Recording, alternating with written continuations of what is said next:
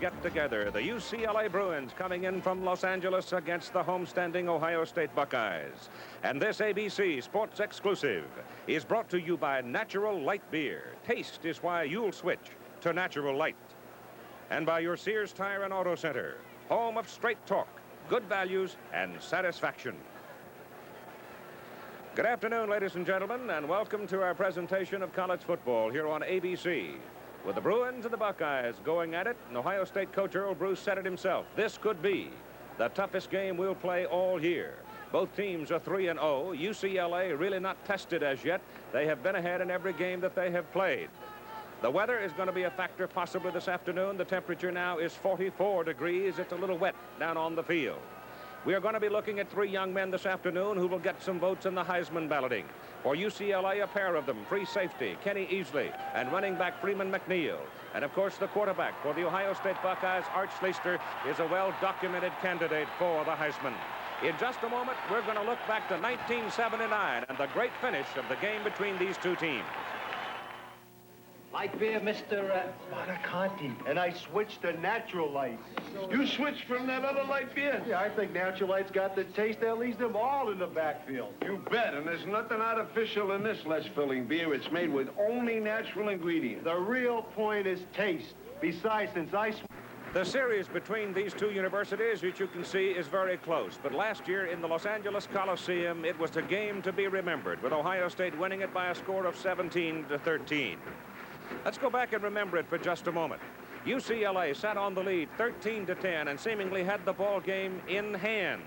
But suddenly Schlicter found within himself a plan. And with one of the most cohesive, concerted efforts that I can ever remember, resulted in one of the most dramatic finishes I can ever remember. Let's go back and have a look at 7-9. All right, you have 2 minutes and 21 seconds to play in the ball game. Ohio State now has the ball, trailing 13-10 at their own 20-yard line. First down. UCLA sat on the ball for 6 minutes and 28 seconds in that last possession. Schlicter, home run hitter, will put it up. He throws to Murray. Out of the backfield, Murray slides down at the 23-yard line. Second down at about 7. Schlicter back to throw it again. Over the middle he goes. Pass is complete. And Ohio State has a first down as Hunter comes down with it at the 38-yard line. Donnelly is the man in motion. Schlichter's looking for it. And he's got it. And it's first down Ohio State. As Donnelly gets the ball, receives it up around midfield. He's wrestled back. And they're going to put him down around the 48-yard line. Schlichter's dangerous. He hums another one, and he's got the man. And the play works to the 42-yard line, and you get a penalty flag. Face mask. Easley reaching for the receiver, and that's a big penalty call against UCLA. Ohio State trying to gut it out here in the fourth quarter in Los Angeles. It's second down from the 25, 8 to go. Schlicter 4 out of 4 in this drive for 38 yards. He hums it toward the corner. Williams is over there. He's got it. And he's out of bounds at the 3-yard line. And that was a brilliant pass. Lupe Sanchez was right there. But look at the throw that Schlicter puts there. The timing is perfect, and they're picking on the freshman back. Sanchez, number 21, he was close to him. You always throw the ball outside on a pattern towards the boundary. Watch the throw by Schlicter. Williams is open, number 44, 21. Sanchez is a freshman, right on him, but still completed. And Schlichter's 5 out of 5 in this possession for 60 yards. Boy, that's when the money marbles and chalk are on the table. This kid's picking them up. 1 minute to go in the ball game. Donnelly in motion. First down, goal to go. It's Murray, and he stopped at the 2. Billy Don Jackson and Arthur Akers hit him hard and turned him away from the goal line. 50 seconds to play in the ball game. What a finish. Ohio State took it at the 20. Schlicter hitting 5 for 5. Has moved them down. Murray gained a yard on the last carry. They send Donnelly in motion. Schlicter keeps it. He can run it in, but he throws it in. Touchdown to Paul Campbell, tight end. Ohio State has taken the lead with 46 seconds to play. Watch the fake of the, there's 43 Murray. Now Schlichter's outside, but the defensive secondary have reacted up. 88, Jackson is the only man in the picture. The cornerbacks and safety men are up, forcing the run. Schlicter, now a junior, obviously a key figure again today, and to some degree will be in a one-on-one duel against UCLA safety Kenny Easley. A talk with Easley in a moment. The Ohio State band stirring up the crowd, and this will be sellout number 74 in a row at Ohio Stadium as they really turn out to watch the Buckeyes. You can feel us coming now, a fresh look on the scene, with a whole new style of living, light and crisp and clean. That's why now we say the age of 7-Up is here, because we love that crisp, refreshing taste, so light and crystal clear. Moving up, looking up. Hey, Dave Parker's turning 7-Up. America is turning 7-Up, reaching up, feeling up. Mike Schmidt's turning 7-Up. America is turning 7-Up. I used to run through airports. Now I fly through them. With new Hertz #1 Express service, I fly non-stop from my plane to my car without stopping at the counter. If you ask for #1 Express when you make your reservation, your Ford or other fine car and contract will be waiting at the #1 Express booth. Once again, Hertz puts you in the driver's seat faster than anybody else. He came from Norfolk, Virginia, to wear number 5 with the UCLA Bruins. His name is Kenny Easley. He plays safety. He roams the field. He has been a 2-time consensus All-American, and if you wanted to pick an All-American defensive football player in 1980, this would be one of the men you'd have to pick. He already holds the interception record for the UCLA Bruins with 17. Perhaps today that number will grow, because he will be a very busy young man in the secondary for the UCLA Bruins. Kenny Easley has to be still burning a little bit over the winning touchdown drive engineered by Art Schlichter a year ago in the Coliseum in Los Angeles. Do you remember that well? I remember it very well. It definitely had an effect on me personally, because Schlichter is an outstanding athlete, and Ohio State had a fine football team last year. And to engineer a drive in the last 2 minutes of the game like that and to complete 6 straight passes against a fairly good secondary is obviously reflects on the leader back there, and I'm looked upon as a leader. So I remember very well, Keith. This football team, however, seems to be a group that has pulled itself together, a team that truly is capable of challenging these Buckeyes. This team has a remarkable senior class this year, and we've pulled ourselves up by the bootstraps, and we know what we have to accomplish this year. We've been sanctioned from the Rose Bowl and the Pac-10 championship, so we have to look ahead to other things. And right now, we're really excited about the season. We have 3 big wins on our belts right now, and we're hoping that we can continue to play well and stay healthy for the rest of the season. Your job tomorrow is to lead in the secondary against the man they say is the best quarterback in the country. Well, he certainly is one of the finer quarterbacks in the country, and I'm hoping that tomorrow I can go out and play perhaps one of my better games this season, and hopefully we can make the proper adjustments and control his passing game. We really can't stop Schlichter because he's a super fine athlete, and by going out and just playing as best as possible as we can, and just going out and trying to control him and not stop him, I think we might endure some success tomorrow. Kenny, you traveled all the way across the country, from Virginia to Los Angeles, to go to school. Are you happy you made that choice and decision? Well, I'm extremely happy. I don't think I could have made a better decision. I've been very happy in the 3 years I've been there, and I've had a very illustrious 3 years being there, and it's just been unbelievable for me. And if I had to do it all over again, I certainly would go to UCLA again. You've tasted the fervor in Ohio Stadium when you play the Buckeyes. You've been here. You were here for the 10-10 tie. They do get loud and noisy. This is an amazing stadium right here. Looking around, this place is extremely exciting. It has a lot of nostalgia and a lot of excitement and history and tradition involved in this place right here. It's going to be tough tomorrow, and we know it's going to be tough. We're expecting to be tough, and we've been practicing all week for a tough game and to face some tough people in the stadium.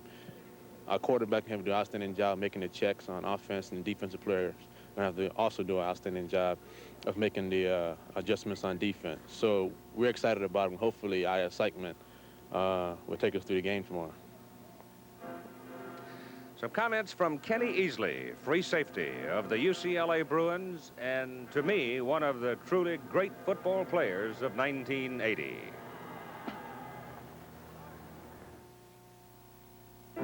Television should be more than an electronic tranquilizer.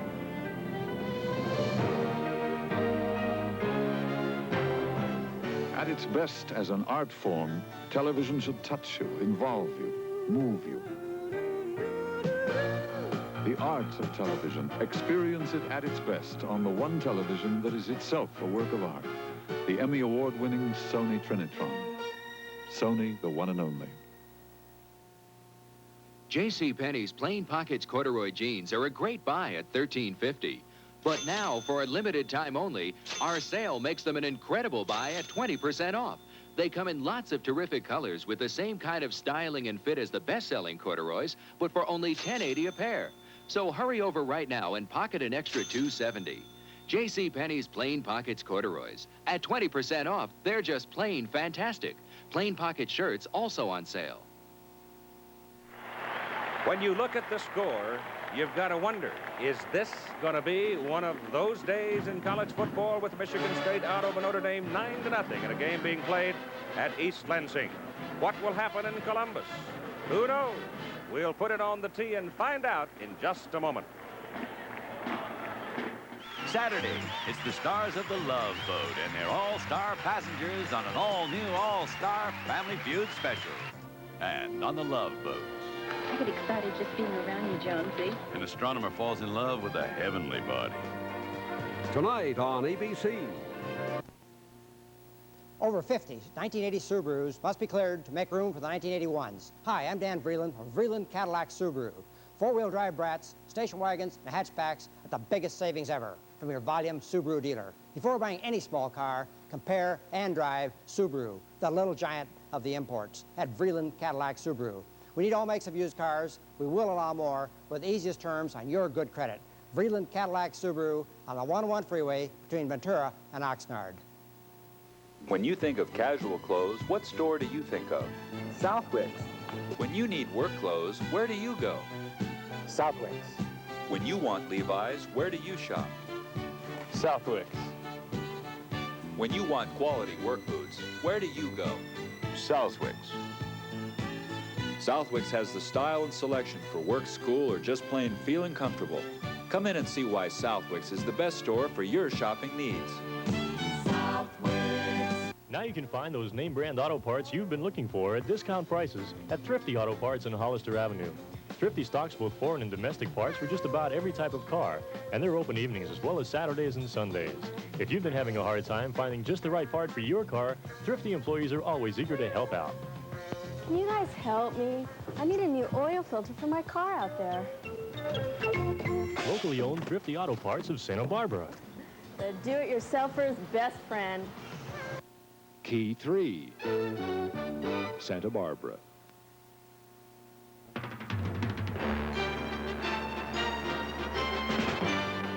ABC Sports presents NCAA College Football.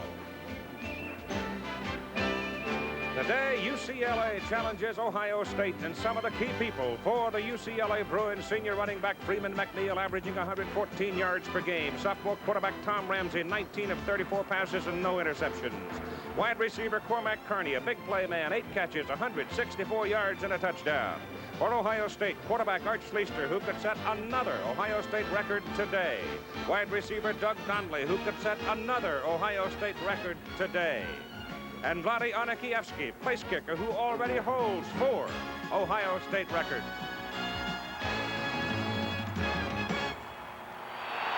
And we look down on the city of Columbus and the campus of the Ohio State University by the Olentangy River. Rolling past it, you can see from the gray clouds of the dark sky, it's a dank day. But Ohio Stadium is filled with some 87,000 partisan football faithful for the Ohio State Buckeyes as they host the UCLA Bruins. And this ABC Sports exclusive is brought to you by Chevrolet and your Chevy dealer with Chevette, Monza, Citation, and the new Monte Carlo. Chevy's up ahead for 1981. By Light Beer, everything you always wanted in a beer and less. And by Xerox, we're big in small copiers. Hello again, everybody. I'm Keith Jackson. You can see the UCLA Bruins right there as they are massed in the tunnel and invited to enter Ohio Stadium with a record of 3-0. The Bruins jumping out big over Colorado, jumping ahead of Purdue early, and then shut out Wisconsin last week, ranked 10th in the coaches' poll. Their head coach is Terry Donahue.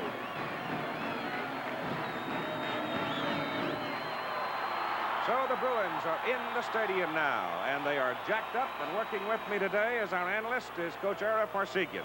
First, let me ask you a question about this terrific change in climate for the Bruins from 100-plus degree temperatures into 44 degrees.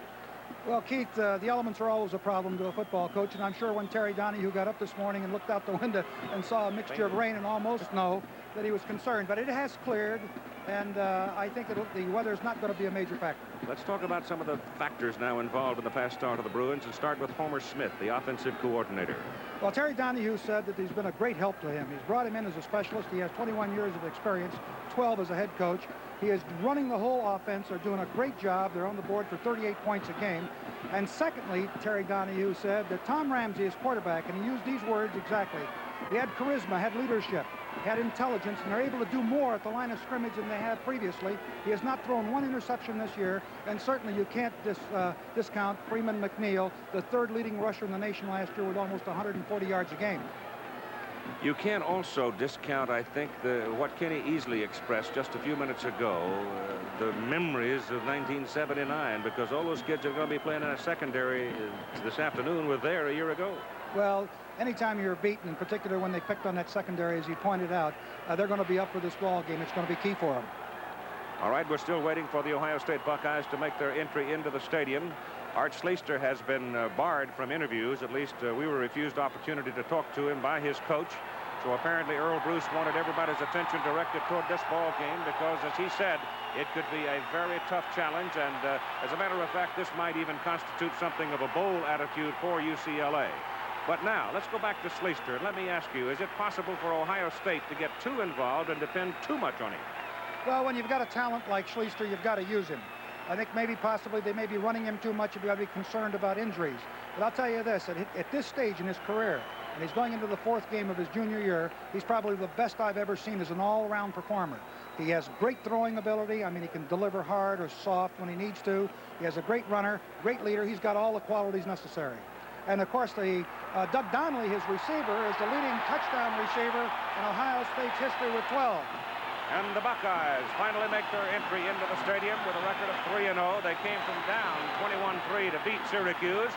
They demolished Minnesota. They handled Arizona State quite well. They're ranked 2nd in the nation in both the major polls.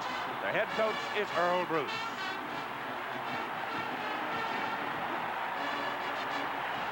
Let's talk about the Ohio State kicking game. Now, we characterized it 2 weeks ago when we were here as, if not the best, certainly one of the top 2 or 3 in the nation. The best way I can describe him is a little scoring machine. I mean, I talked to Earl Bruce yesterday, and he said, I'm amazed at the guy. Earl said, he never even misses in practice, so he is absolutely one of the finest kickers that I have ever witnessed. 2 weeks ago when we did the Minnesota-Ohio State game, he kicked 4 consecutive field goals. He's 8 for 8, I believe, this year. No, he's 11 for 11 extra points and 8 for 8 for field goals. All right. The two teams are shaking it out, getting ready for one of the more interesting football games of 1980. And we'll have it for you in just a moment.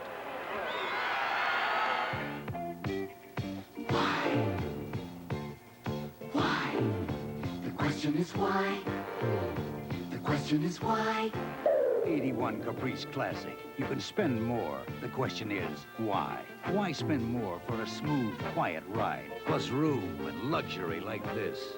Why pay more for V6 mileage estimates like these? Chevrolet Caprice Classic. You can spend more. The question is why? You know, Fireman's Fund always reminds you, look for the sign of the independent insurance agent. We do it with cheering sections, and puzzles, and fireworks, even a marching band. But no matter how we show it, look for it. Because for someone who works for you, who gets the best policy and price, you'll never find a better place to hang your hat. In the Yellow Pages, Fireman's Fund Insurance Companies. You are about to experience the sounds and excitement of drag racing with Kenner's new electronic drag racing game, Red Line. Red Line puts you in the driver's seat. You change the gears. You hear the rubber burn. You hear the scream of revs as you step on the gas. It takes split-second timing and skill or blown engine. Red Line gives you readouts of RPMs, elapsed time, and miles per hour. 248 miles per hour. Red Line, the sounds and thrills of drag racing. Drive one. The officials for today's ball game: Gene Calhoun is the referee, Frank Strocher, Bob Walker, Ed Marisich, Otto Poles, and Mike Nevins. They're Big Ten officials. And there's Old Ohio Stadium. 74th consecutive sellout, I believe, is the number, as UCLA has won the toss, and the Bruins, wearing the white shirts, will receive the football. And the men who have been doing the kickoff returning for the UCLA Bruins have been number 83, Cormac Carney, and number 26, JoJo Townsell. Carney, formerly in the Air Force Academy, transferred to UCLA, set out a year, and he's become their leading pass receiver, and he's a big play man, averaging better than 17 yards on each of his receptions. He's a man to watch this afternoon. Townsell, on the other hand, is blazing fast. JoJo can just flat fly. Both these two teams have kickoff men who do exceptional work. Bob Atha, who's the backup quarterback, has very few kickoffs returned unless he has to hit it into a stiff wind. Norm Johnson for UCLA, pretty much the same thing. Very few kickoffs are returned. Bob Atha hits it. The game is underway. This one hangs high, and it will be returned by Carney from the goal line. He spins it out to the 17, fights it to the 18, and they'll whistle it down about the 19. The UCLA offensive backfield. Tom Ramsey is the quarterback. Tom opening as a sophomore. Jairo Penaranda, born in Columbia. At fullback, Freeman McNeil. As at the tailback, Willie Curran is the flanker, and he is another flyer. Cormac Carney, the young man we just talked about, is the split end.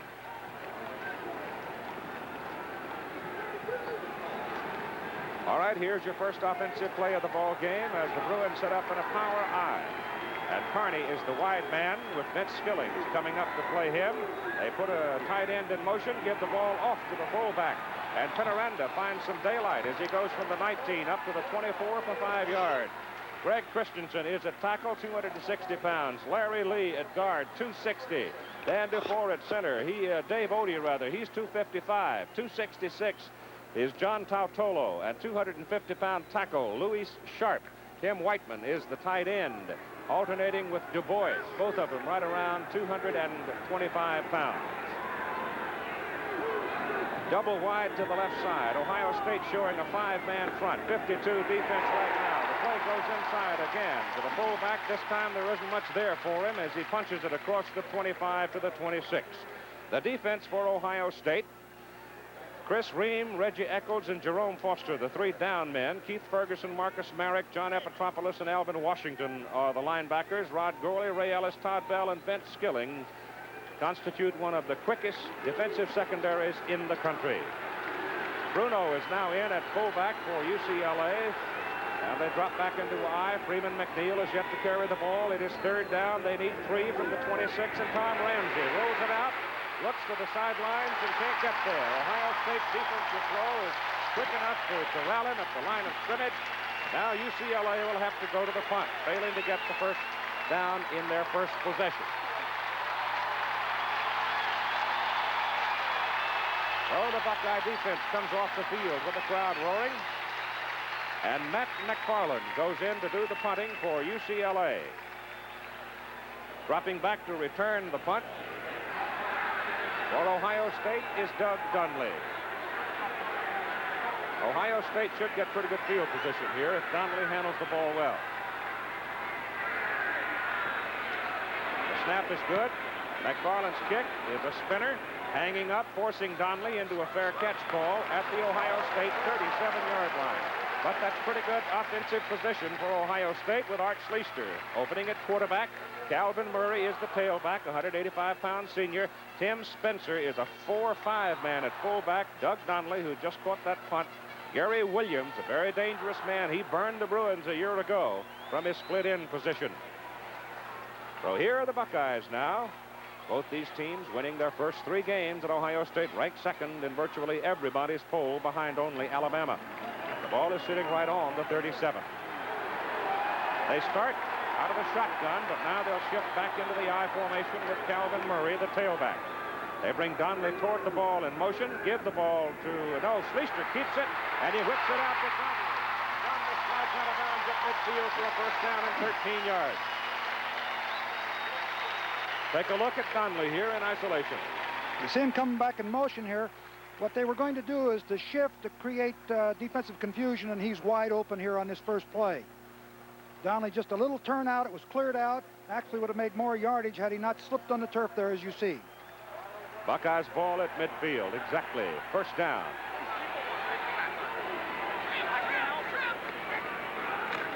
Schlicter on a roll. That's got run all over it, and Schlicter slides out of bounds at about the 49. The offensive line for Ohio State. Barwig is at 248 pounds. Scott Burris is a 247-pound guard. De Leon is only 5'10". He weighs 217. Guard Lukens is 256 pounds. Tackle Henson is 268 pounds. And the tight end Brad Dwelly at 224 pounds. Both teams are big. The football is at the UCLA 49 as Ohio State gets into the opposition country for the first time today. Second down and 9 for the Buckeyes. And again, it is Donnelly motioned back toward the ball. Schlicter to put it up. And some heat on him. He runs out. Now he's going to get his pass off, and it's incomplete, intended for Williams, out of bounds. And Schlicter went down on his pocket as Irv Eatman, number 75, was in the chase, and Irv put him down. Well, they elected to go to man-to-man coverage. I'm talking about UCLA, and they put pressure on. Here he is, right there, number 5, Easley, who missed on a dog from the outside. He came from the corner spot. And he'll do a lot of that. He's their leading tackler with 26, and very smartly, you'll see that Schlicter threw the ball out. Here's Easley coming from the right corner spot. They pressured Schlicter, anticipated pass on the play, and they were right. He almost gets Schlicter, but flushed him out. Third down and 9 from the UCLA 49-yard line. Schlicter back to throw. Pretty good protection. His pass is incomplete. The pass intended for Murray coming out of the backfield. It'll be 4th down and 9, and so the UCLA defense is challenged. They give up a first down, but they settle in there and stop Ohio State. Joe Gary, Martin Moss, and Irv Eatman are the 3 down men, with Scott Stauch, Arthur Akers, Avon Riley, and Larry Hall. The secondary, Lupe Sanchez, Jimmy Turner, Tom Sullivan, and Kenny Easley. Tom Morris is now in to do the punting. And Kenny Easley goes back to return the punt for the UCLA Bruins. He does everything.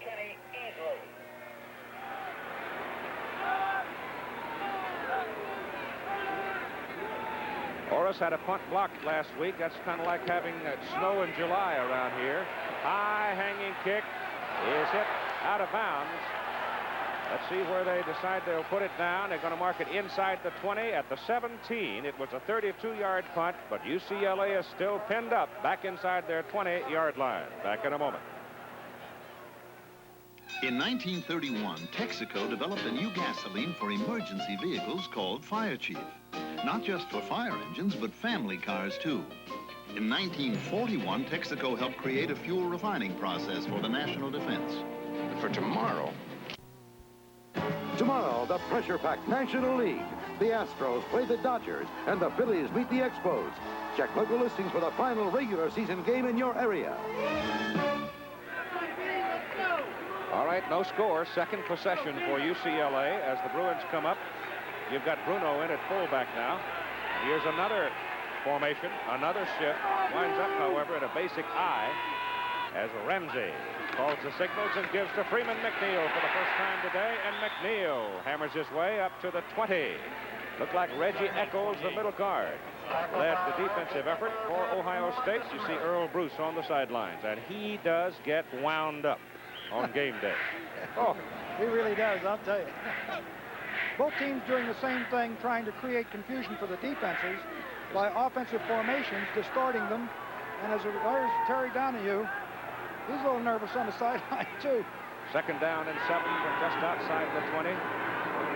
Down Mansell and Carney are wide to the right, the open side of the field. The pitch to McNeil. Cuts it back off tackle. Freeman McNeil breaks it across the 30. He fights his way on up the sideline to about the 39 of the 40-yard line. Jerome Foster, number 55, finally pushed him out of bounds. That's a pickup of 18 yards, and we've got an Ohio State man down on the field. Look at it again. This is really running on the part of Freeman McNeil. You can see why he's had 140 yards a game last year. They had several shots at him. He just keeps right on running through people. He is strong.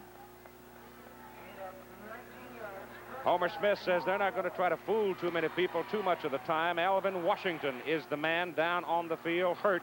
He's an outside linebacker, and he's a very important member of this Ohio State defense. He's a senior out of Cleveland at 232 pounds. So he took a wallop from somebody as the Bruins were able to effect mass blocking around the corner. While they're working on Washington, let's spend a moment with our colleague Bill Fleming. Well, Keith, you mentioned earlier about the Michigan State-Notre Dame game. John Leister started at quarterback for Michigan State today, a bit of a surprise. And then what happened was the Michigan State Spartans got a 29-yard field goal from Morton Anderson to go ahead 3-0. Then Steve Smith ran it in after a 60-yard drive to make it 9-0. And now the Fighting Irish have scored with Harry Oliver, who was the hero of the Michigan game in the last second of play, kicked a 44-yard field goal. So right now it's 9-3. And as you also saw, the Michigan-California game is now 10-0 Michigan. Okay, Keith. First down for UCLA. The ball is at their own 39-yard line. First time they've had any decent field position today. On a big run by McNeil. Here's Ramsey back. Dog is on. The pass is away. The pass is incomplete. And he was really belted down by Leon Ellison, number 39, coming from the outside. Tim Reitman, the tight end who they were trying to throw to, was coming underneath and ran into the umpire. Just barely threw him off course, and the ball also was errantly thrown because there was a lot of pressure on. You see Washington on the sidelines. Looked like they might be working on his leg. It'll be second down and 10 for UCLA from the 39. McNeil in motion. Ball is given off to fullback Bruno. Bruno goes from the 39 to close to the 44 for about 5 yards. Chris Ream, sophomore out of Wadsworth. Reggie Eckel, senior out of Chardon, made the tackle for the Buckeyes. The market on the 43, give him 4. Third down and 6. Opened up the formation, double wing by motion, trying to get the inside linebackers to move out of there. They did not move, and they were in there to stop the play. Ohio State now getting the extra defensive back in there on 3rd and 6, expecting pass. They give it to McNeil instead. McNeil trying to get to the sideline, trying to cut back, can't do it. Ohio State swarms him, and UCLA will be forced to punt on 4th down. We have 10 minutes and 40 seconds to play in the first quarter.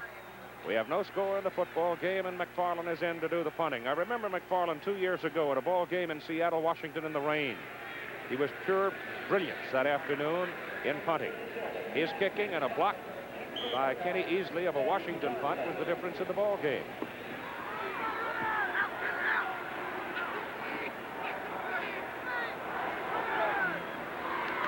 All right, here's the punt by McFarland. No pressure on him. A high, spinning, hanging kick, forcing Doug Donnelly to fair catch it back at the 21-yard line, and he didn't get a firm handle on it either. It sort of spun in his hands, but he held on.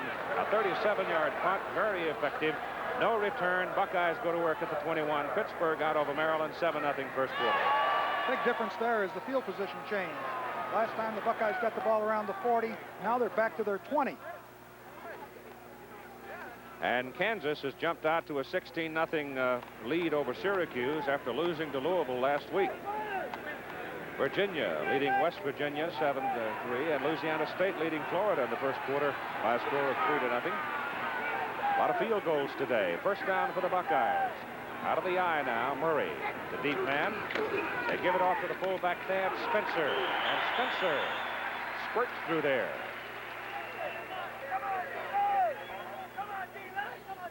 Lupe Sanchez, a 180-pound corner, came up to hit him, a sophomore out of Visalia, and bring him down. Williams acts like he's got a shoulder. Washington has a shoulder bruise. Calvin Murray comes out of there right now. And going in at tailback for Ohio State. Expected Ricky Johnson, but it's not Johnson. It's, well, we got Brudzinski in there. Johnson is in there. Brudzinski is in. First time we've seen him this year, and there's a whistle. That may be too much time. Penalty flags are down. Either that or procedure. Brudzinski had gone in at a split end. He's a sophomore out of Fremont, Ohio. And Gene Calhoun now will mark off the penalty. So there's the first mistake of the football game insofar as the rules are concerned. Mark it back at the 22 now. And it is procedure. Well, that's one of the disadvantages of sending in plays from the sideline instead of signaling. It takes time to transfer all that information, and that will happen. You'll occasionally get a 5-yard delay of the game penalty. There's the class breakdown of today's starters in the ball game. Calvin Murray comes back at tailback now, and Brudzinski again goes in motion for Ohio State. They give the ball off to Murray, and Calvin takes it up over the right guard and right tackle side and gets to about the 25. Larry Hall, an outside linebacker for UCLA, Costa Mesa senior, belts him down. Terry Donahue said he's really a consistent player. I'm talking about Larry Hall, and he did do a good job there. Came from the backside and tripped him up. Now we get 3 more substitutes in. It's Johnson going back in at tailback. You have Thad Jimison going in and Cedric Anderson going in at flanker. So they've changed 3 people. On 3rd down and 8, the ball is at the 24. Schlicter back on a deep drop, hands off to his tailback, and Joe Gary was right there about the time the ball got there, and Gary just plants Johnson for a big loss, and it'll bring up 4th down. Ohio State will have to punt. Well, they just didn't block anybody. Watch the right side of your line here. You see the right guard is pulling. No one blocks either one of the rushers here, number 44, who is stout, and number 83 or 53, Joe Gary. No one touched him. Morris now is going to have to punt the ball. Standing back at his 2, will probably hit it around the 5 or the 6-yard line. Kenny Easley now has a chance to give UCLA good field position. Pressure a little bit, but what a howitzer shot by, oh my Lord, he kicked that thing all the way back to the 25-yard line, and Easley has no place to go. What did we say about the kicking game? That is a 55-yard punt by Tom Orris. And UCLA is backed up all the way to their 29-yard line. No score, timeout. General Motors introduces Computer Command Control, a new system that uses this onboard computer to help GM achieve the highest corporate average fuel economy in its history, while reducing exhaust emissions to the lowest in GM history. From now on, you'll activate this computer when you step on the gas. And it's an all-standard and most optional gasoline engine from Chevrolet, Pontiac, Oldsmobile, Buick, and Cadillac. The computer monitors oxygen in the exhaust, engine speed, and coolant temperature, adjusting the air-fuel mixture to control combustion so that the catalytic converter can minimize emissions. Result, we're helping to clean the air while giving good fuel economy.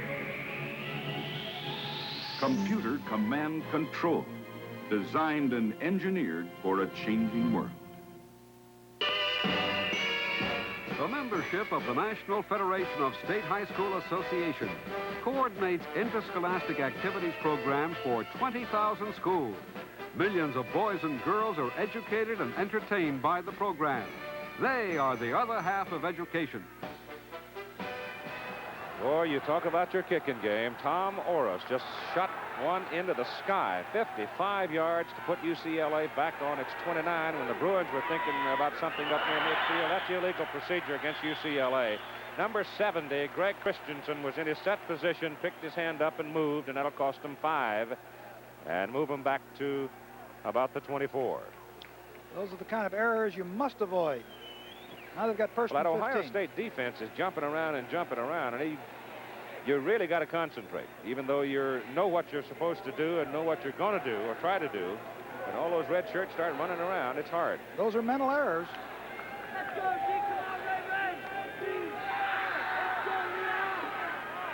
First down and 15 for the Bruins, back on their own 24. Ramsey gives to McNeil. And McNeil is caught short of the line of scrimmage for a yard loss. Back at the 23. Some baseball scores from last night, as they're all important right now. Philadelphia won the first of the big three in Montreal. Ruthven getting the win, but it was Lyle and McGraw that really made the big difference in the game, as Philadelphia won the first of three 2-1. Los Angeles went 10 innings and beat Houston 3-2. But the Dodgers have to come from 3 back. Now 2 back today. It is 2nd down and 16 for UCLA from the 23. And Ramsey back to throw it. Has time. Nobody to throw to. Got to run it. Got some daylight. Tom Ramsey, first down, Bruins, 42-yard line. 19-yard pickup before Ray Ellis finally got him. Well, very thing that Terry Donahue said. He's a guy that does a lot of things well, doesn't have the speed or the quickness of a Schlicter, but watch him scramble out. Doesn't find anyone open. Sees the daylight, breaks out to the left side, and picks up over 15 yards for the first down. Look at the balance he has there. Hey, he's all right. First down, UCLA, 42-yard line. They send Townsell in motion. The pitch to McNeil. Freeman with a massive blocking in front of him, cannot get around the corner. Vince Skillings brought him down. Penalty flag, face mask called against Ohio State. It looked like Marcus Merrick came across, a linebacker, and inadvertently grabbed the face mask. Well, and Skillings had made a great play along with Merrick. But let's see here. Number 36, Marcus Merrick. Let's see where he puts his hand. There he puts his hand. He's got it. Yep. He's got it. That's 15. So the UCLA Bruins finally going to get across midfield and play some in Ohio State's end of the stadium.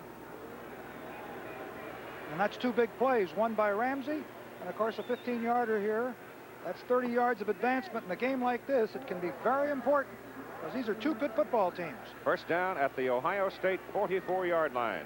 UCLA's football. No score with 6:21 to play in the first quarter.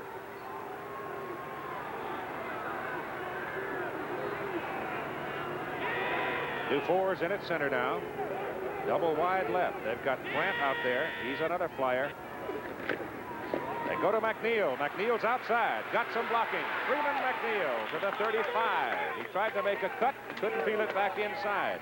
Those 2 little wide guys got out there and did a good job blocking, didn't they? They also did a great job at the point of attack blocking on the left side by Christensen and Lee. Beautiful job. McNeil rambled through there and got good blocking downfield from the wideouts. McNeil now with 6 carries and 28 yards, gained 9 there. 2nd down, long 1, just short of the 35 of Ohio State. Curran is wide right.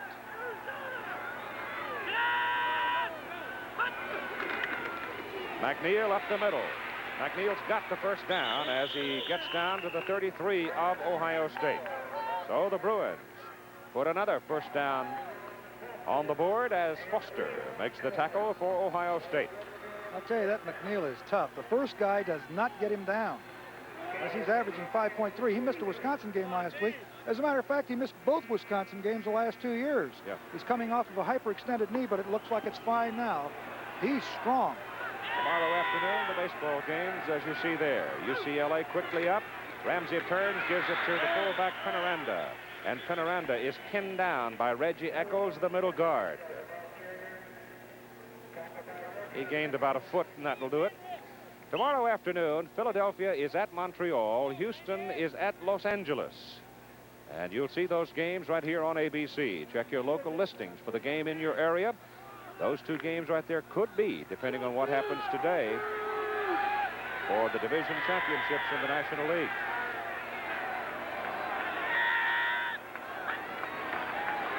Ramsey's pass complete. Inside the 25, Cormac Carney makes the diving reception at the 24. They're a yard short of the first down. A gain of 8 on that short, sharp shot. And I mean, he just drilled it. Well, they were in a 2-deep zone. I'm talking about Ohio State with man-to-man underneath. But he popped it right in there. It is 3rd down and a short 2.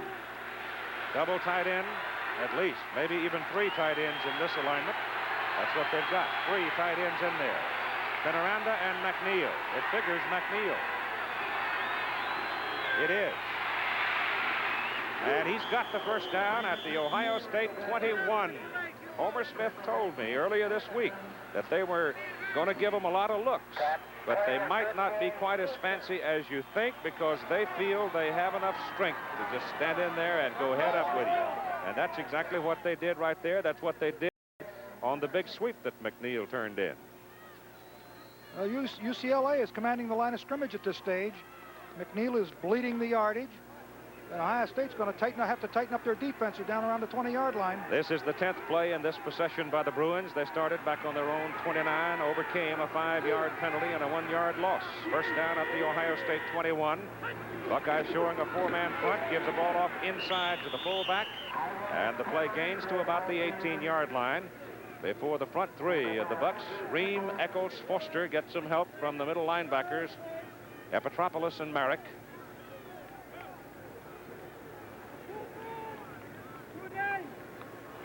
Ball is marked actually just inside the 19. Gain of 2, second down, 8 for the Bruins. This is also the first time the Bruins have been on a synthetic surface, but they seem to be handling it very well. 3 minutes to play in the first quarter. The ball is given to Freeman McNeil. Has 2 blockers in front of him. He spins it, he cuts it back, he gets it to the 11.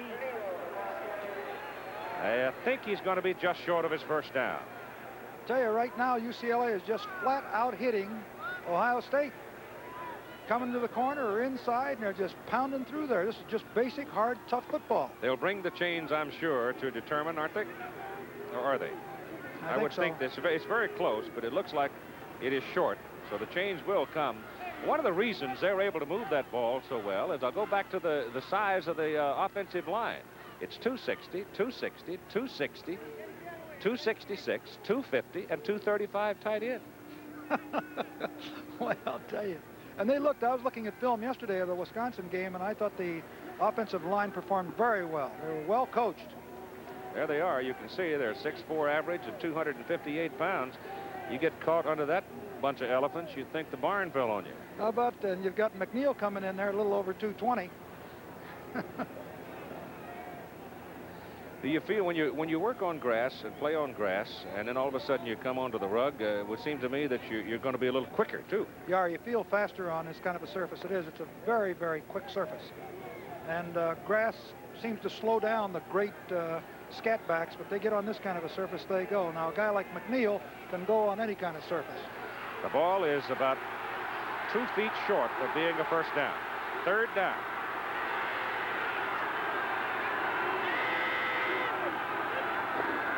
Quarterback sneak, and Tom Ramsey punches it to the 10, and the Bruins will have it first, and we'll see whether or not it's goal to go. He definitely has his first down.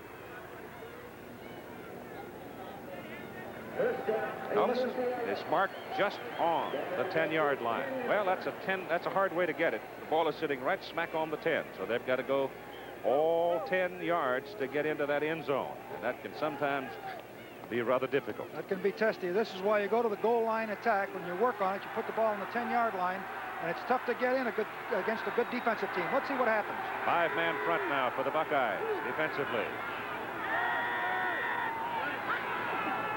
Ramsey on a rollout, looking to throw it. No place to go. Now he drops it off to Whiteman, the tight end. And by the time he had turned back to Whiteman, there were a lot of people milling around him, and they forced him to throw it. But if Whiteman had been able to get the ball, Whiteman would have scored a touchdown because he was so lonesome out there. Number out of the first quarter here, you can see the UCLA has been controlling the football, and this possession alone, they've grounded from their own 24. Tells a story right there, but this is where it gets tough. I don't know whether it was a broken play last time or not, whether someone went the wrong way. It seemed to be a bit of confusion. All right, it is second down and goal to go from the 10. Ramsey down the line, out to McNeil, and McNeil is cut down by Ray Ellis. Back on the 12-yard line. Ohio State was looking for it, and they had the right people in the right place at the right time. Beautiful job by Ray Ellis, 6'2", 193, right corner senior in Canton, Ohio. came up and supported beautifully. And I'll tell you, take McNeil down that way, you've made a great tackle. Just outside the 12, third down and goal to go for UCLA.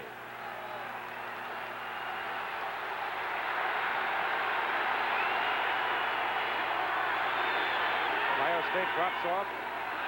They've got a four-man front. They're expecting pass. Ramsey, forced to keep the ball, is down at the 10-yard line. Number 33, Epicopoulos. And here comes the field goal unit onto the field for UCLA. Michael Brandt will hold for Norm Johnson. Johnson in field goals this year, 3 out of 3. This will be a 27-yard attempt. Norm kicked one 42 yards successfully against Purdue. Interesting decision there to take the ball from the left hash mark to the middle of the field to take the field goal rather than to throw the ball for a touchdown. The kick is up. It's plenty of leg, and the kick is good. With 50 seconds to play in the first quarter, the UCLA Bruins are the first to get on the scoreboard and lead 3-0. Excuse me. I'm not the same crazy coach who used to storm around the sidelines yelling at the officials. I've learned to relax, and I drink light beer from Miller. Do you know that light's got a third less calories than a regular beer? And listen to this. Light doesn't fill me up. Besides that, light tastes fantastic. Oh, sure, there are a lot of other beers around, and you can drink any one you want. But let me tell you this. For light beer from Miller.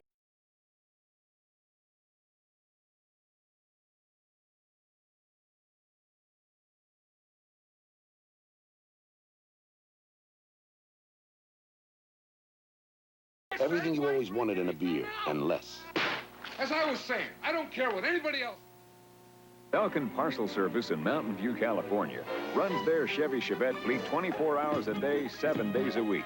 So they know Chevette's durable enough to stay in service. To be in any business today, you've got to cover a lot of territory. And that's one of the reasons you'll see Chevy Chevette working all over the country.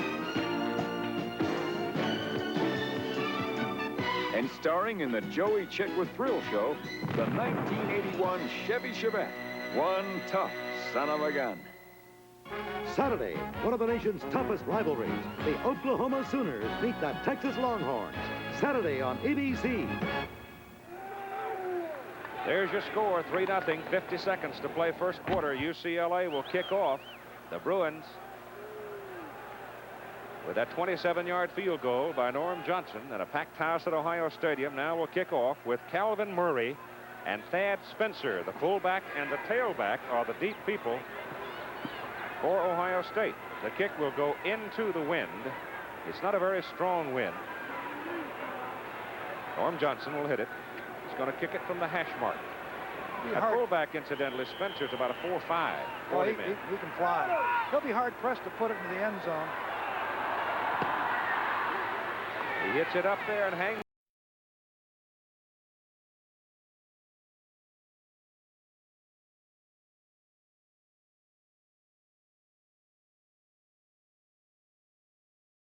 It up all the way back, a yard deep into the end zone, but Calvin Murray is coming out with it, hits the seam, gets a hole, and he is caught from behind. And I mean to tell you, if it hadn't been for Lupe Sanchez getting him around the ankles, Calvin Murray might have run a long time. He popped through that original seam there and started to the sideline. Sanchez really saved it. Ohio State's had the football, if you can believe this, in the first quarter, only 2 minutes and 58 seconds. We had 45 seconds remaining in the first period. The football is at the Buckeye 22, first down. Now they're in the shotgun. Let's see if they shift. They do. Dropping Spencer and Murray back into the eye. And the ball goes to Murray, and Murray takes a wallop as he gets to the line of scrimmage and goes down. Maybe picked up a yard as Eatman and Barbee were right there. Here's Bill Fleming. And it's still 9-3 with Michigan State ahead of Notre Dame. But get this, Notre Dame held Michigan State on a 4th down on the 1-foot line with 1 minute and 44 seconds to go in that first half. So we have the makings of quite a thriller in East Lansing. Life can be difficult for the Irish in East Lansing, right, Mr. Hey, you want to see some terrific pictures? Depend on the automatic Minolta XG1 to give you clear, sharp pictures. It does the work. You take the credit. Yeah, I Look, hey, do you want to see some terrific pictures? No. Yeah, look. That's lovely. For a limited time, get an XG1 and get a $25 rebate from Minolta. See your dealer now for details. We go to the second quarter of play for Ohio State. The football is at the Buckeye 24, third down and 8. And here are the numbers off the first quarter. And look at the bottom line of it, time of possession. Well, UCLA, for 11 minutes and 12 seconds, had Schlicter and Donnelly and all the skilled people of Ohio State over on the bench with their head coach. And that's the best way to stop a high-scoring machine. Out of the shotgun, Schlicter getting pressure. He's down. He throws the lob up to his fullback, Spencer, with blockers in front of him. Spencer is out to the 33. You know, he didn't get as much out of him as I thought he would, though, because the Bruins got him just after he had picked up the first down. But you got to give them credit there. They came up with a great play, came up with a screen play on third down to pick up the first down. I'll tell you, and of course, UCLA Schlicter paid the price, too. Pardon me? Schlicter paid for it. Yeah, let's take a look at it right here. Schlicter goes back off the shotgun, dumps the ball off. Oh, yes, he did get bumped pretty well. Mr. Eatman only weighs 260, 6'7". First down for the Buckeyes at their 34.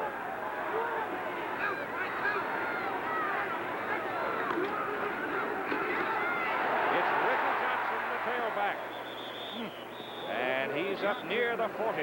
Kenny Easley, number 5. I'll tell you, also, Brad Clemens came in there. Here's Easley, number 5. One of the great ones in the country. Flowing with the play. Comes all the way from the right side. Here he is in here making the play along with Brad Clemens, number 99. And he lined up clear on the opposite side of the field. What a player. At the 40-yard line, it is second down and 4 for Ohio State. And Donnelly is out of there for the moment on second down. Gary Williams comes to the right side. Rudzinski is in motion now. And they hand the ball off to Calvin Murray, the tailback. And Murray is stopped short of the first down as he gets it to about the 40, just short of the 44. Avon Riley making the stop for UCLA. They give him a first down on the effort. And next Saturday, Texas and Oklahoma at 12:30 Eastern Time. One of the great rivalries in all of college football out of the Cotton Bowl in Dallas. Texas rolling along undefeated. Oklahoma surprised last week by Stanford. And I am sure not happy about it. First down, Buckeyes 44. It's Murray, the tailback, to the 46 for 2. Second down and 8 coming up with Barbie making the tackle, a big sophomore out of Sacramento, California. I had a nice visit with Earl Bruce yesterday, and one of his concerns as we were visiting, he wasn't sure that they were going to be able to run with any degree of consistency against UCLA, but he thought that they'd be able to throw the ball off of run actions with pretty good consistency. And thus far, they've had trouble establishing any kind of a running game. Jim Gale is in at tailback now for Ohio State. Number 26, 188-pounder out of Hampton, Virginia. Schlicter back to throw. Bruins after him, passes over the middle for Crowley, and it is incomplete. Just a fraction too high, and Brad made a terrific effort to bring it down, but he couldn't quite do it one-handed. They were bringing Easley from the corner again, came up on the, you see him being blocked right there, and this is a great throw by Schlicter, picking out the open receiver. Crowley almost makes a super catch. Here's Easley coming in from the corner. Now here he is picked up by number 26, Sean Gale. Comes to the outside. Remember, you know, this guy is Easley is 6'3", 203. He's no little guy. Third down, 8 for Ohio State. Big play here. Schlicter on a roll to the outside. And he's got some room. And he is walloped out of bounds at about the UCLA 46-yard line. Easley again involved on the play for the Bruins. Number 35 was out there for UCLA and almost got through the crowd. Jimmy Turner, but not quite. He just got the first down, too, Keith. Just enough. So that's twice now that Ohio State has picked up the first down on 3rd and long. That was a pre-call also. There was no intention on the part of Schlicter to throw the ball. He just took off behind his 2 blockers and found a little seam there. I tell you, I'm impressed also with UCLA's tackling. They are really hitting. At the Bruin 46, first down for the Buckeyes. Schlicter back to throw it. Almost got away. Brad Flemings, number 99, got just enough of him to pull him down. Art Schlicter, incidentally, has now passed. No, he needs what? He needs one to tie. He has now tied and needs one to break the pass completion record of Don Unverfer of 220. Don played here back in 63, 4, and 5. So Schlicter just continues to put his name in the Ohio State record book. And you can see the Buckeyes have done a lot of scoring this year in the second quarter. Second down and 12. And here's Calvin Murray. And he is long gone down the sidelines all the way to the UCLA 10-yard line. Great call. Sprint draw. Second down and 11. He had a real opening. Watch him take off. Cal Murray in the I-back. Comes rolling out. Slips him the ball. Look at the blocking up in front. Look at the hole for it. Now he'll turn and break to the sideline. Easley makes a step forward there and is forced to take a pursuit angle and is picked off here. And yeah, but there were two Murray, UCLA Bruins that had a chance to get him.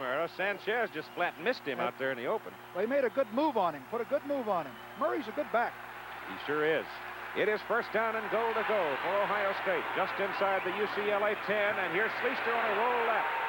Wants to throw, does. Back over the middle, and it is intercepted by UCLA. Schlicter rolling out to his left, and it's picked off by the Bruins. Arthur Akers, dropping linebacker, comes down with it.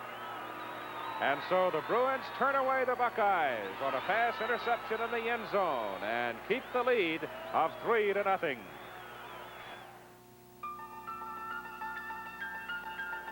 Laurel, Mississippi. Dave Holton might be having a heart attack. I don't understand it. I felt fine all day. Is the pain worse? Yeah, it hurts. Watch the road, honey. We're almost there.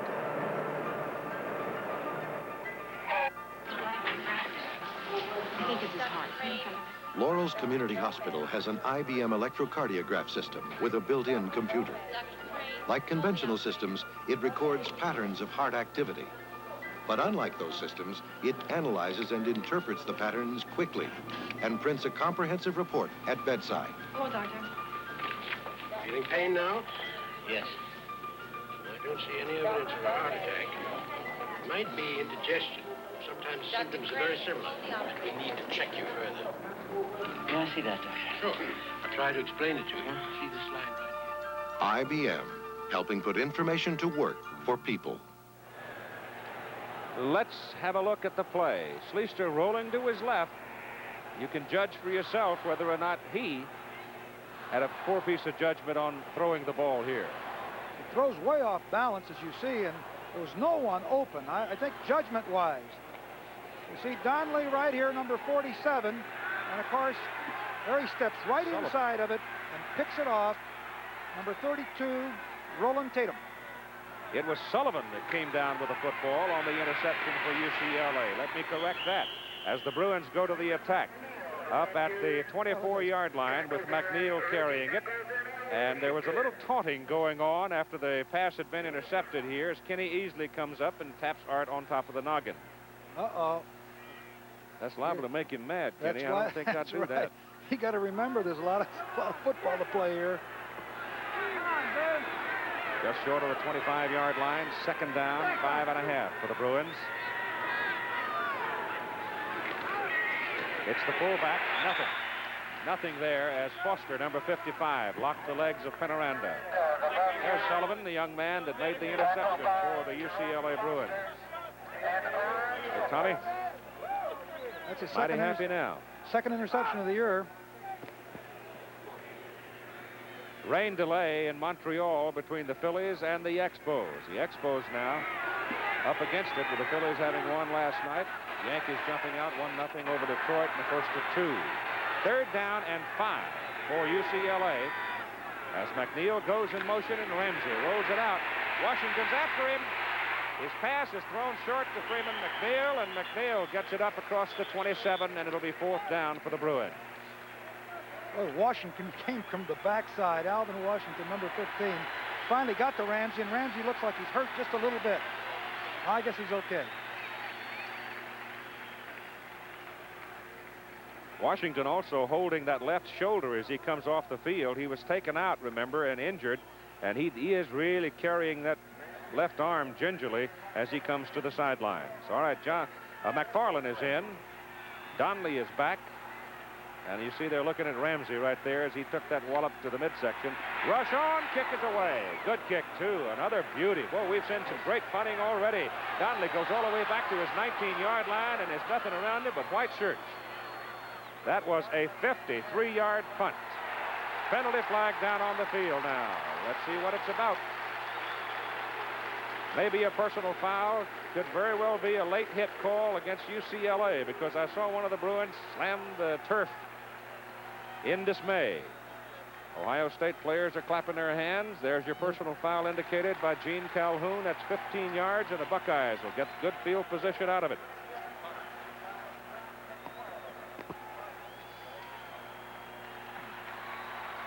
Tom Ott, number 69, was, I guess, inquiring of the official what it was.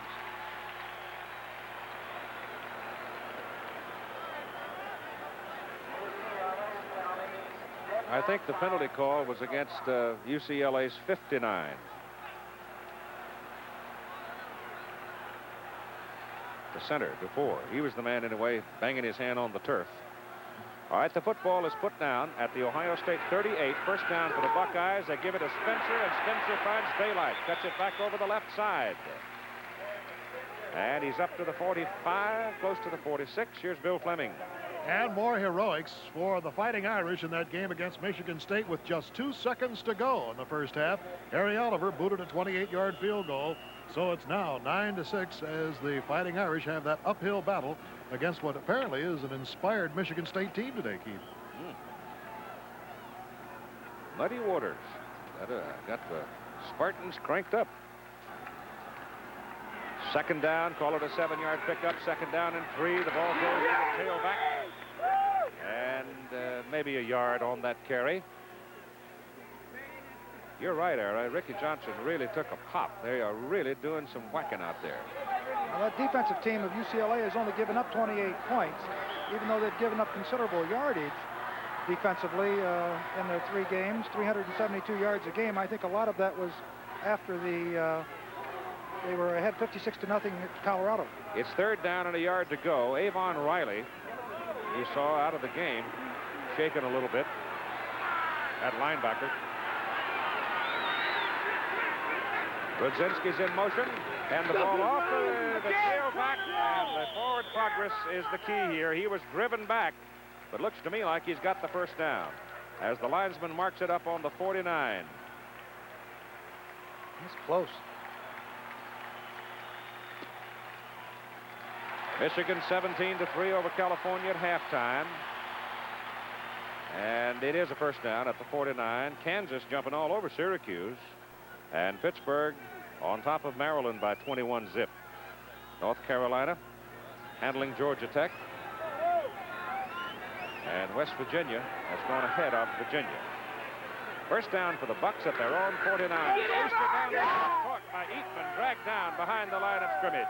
Herb Eatman, the big guy on the defensive right side, just reached in and plucked him off the tree. 6'7", 260 right over here from Dayton, Ohio. Somebody was telling me that he has a 26-inch jump reach, which is fantastic for a man of his size. I guess he's really quick. There are 3 youngsters from Dayton, Ohio on this UCLA team. 3 of them. That's right. All right, Dwelly is out of there at tight end. Groza.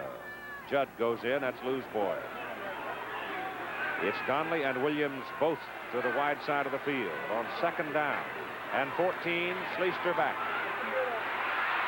He has some room. Eatman's after him, and Eatman's got him again. Herb Eatman drops him back on the 39-yard line. Great play by Eatman. He was rolling toward Williams and Donnelly, the 2 flyers. He definitely had a big play in mind, and it was only the effort of Eatman that probably stopped him. Watch him come underneath right here. Jumps up. Now he starts to trail Schlicter. Dives out. Grabs a hold of his right leg. Trips him up. Great super play for a man 6'7", 260. They put it down right about the 40, where it is third down and 19, actually very close to 20 for Ohio State. Well, they've been able to get off the hook on big third down plays before. Let's see if they can do it. Here's a penalty. Looks like it'll be a procedure. The umpire threw the flag that time. Frank Strocha stepped right in there and called it in a hurry. Joe Gary stepped across, defensive player for UCLA, and of course the right side of the Ohio State line moved, which is an infraction, whereas a defensive player is allowed to come back. It's third down now at about 25. The scores from other games. Out of the shotgun, Schlicter goes wide to the sidelines to Murray, drops the ball. It'll be fourth down, Ohio State. And I'll tell you, that 75 for UCLA is making life miserable for Ron Barwig and Scott Burris. He really is. He had a terrific series here these last 3 or 4 plays. Orris is in. Easley going back. Number 5 right there. Orris hit a 55-yarder the last time. Looks like they're coming after it again. They've got 10 guys up here. 10 people. 10 white-shirted folks on the front line. They're loading the cannon. Now they'll start peeling off. Drop 3 back. Snap is good. Bad kick. Easley might have a shot at it. No, gets a bad bounce. And it rolls and rolls and rolls and rolls dead back at the 13-yard line. So Tom Orris hooked that knuckleball away from Easley, and he's got a 52-yarder. Introducing an important step ahead, Chevy's new special economy truck. Compared to Toyota's 1980 small-size pickup, Chevy's full-size pickup has more load space. Chevy has a roomier cab. But surprisingly, Chevy has the same EPA mileage estimate as Toyota with an even better highway rating. And with its larger gas tank, Chevy goes farther between fill-ups. More load space, roomier cab, equal mileage, longer range. Amazing. Chevy trucks, an important step ahead. You mean you're still changing tires every winter? Honey, where is the other snow tire? I can't find the snow tires. Ah! I found a cat. Yeah, we can put your snow tires on for you, Mr. Hayes. How about a week from Friday? Goodyear Tiempo eliminates winter tire changeover because Tiempo is a rain tire, snow tire, sun tire, one tire that does it all. How about a week from Wednesday, then? Goodyear, quality and innovation. Each level of NCAA football has its own competitive thrills with 110 Division II and 187 Division III colleges. Join the excitement at a game in your area next weekend. In Division II, South Dakota State at Northern Colorado. Division III, Swarthmore at Franklin and Marshall.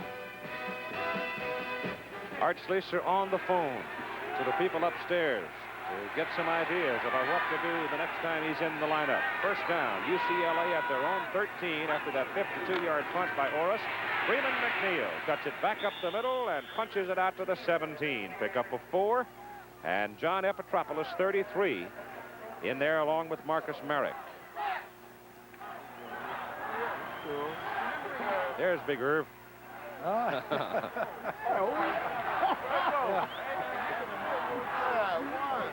How come those guys never say hi, Dad? Second down, short 7, long 6. It's McNeil again. Caught behind the line of scrimmage. Number 97 for Ohio State, Mark Sullivan, the middle guard. He is the quicker of the middle guards, and he fought his way through there to make the tackle. Not too shabby for a little walk-on coming to Ohio State, is he? And not very big, about 5'9", 210 pounds. He is really quick, though. Here he is. He comes across and makes a great tackle on McNeil. Super play. Third down, 11 for the Bruins. The ball is back inside the 13. Let's see if they choose to put it up in Be Careful country. Yep, pressure's on. Pass is thrown out to McNeil, one-on-one. Freeman gets away from one. He's knocked out at the 15 by Marcus Merrick, and UCLA will send in the punting team. ABC's Wide World of Sports later today features the World Figure Skating Champions, the World Lumberjack Championships, and a special report on the Muhammad Ali-Larry Holmes fight. At 5 Eastern and Pacific, 4 Central Time. Following our football game. Matt McFarland back at the goal line. Donnelly standing back on his 40.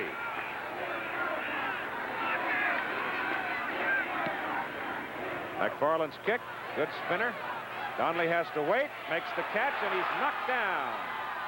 Walloped down by number 66 of UCLA, 69, Tom Orton, a guard. 44-yard punt. Oh, Mr. Goodwrench, can I get a tune-up? Sure can. What's that? Your written estimate. Mr. Goodwrench wants you to know in advance just about how much the job will cost. He has the GM training and tools available to do the job right. Gee, that's reasonable. Mr. Goodwrench knows our customers don't like surprises. Keep that great GM feeling. Where Mr. Goodwrench works. With genuine GM parts. Panasonic calls this VHS recorder Omnivision. I call it Regivision because it tapes 6 hours of me off the air, even when I'm on the road. It also has stop action. And when I don't like what's on TV, I make my own with my Panasonic sound camera. And then there's always something great on TV. Panasonic 6-hour Omnivision. Regivision. Omnivision.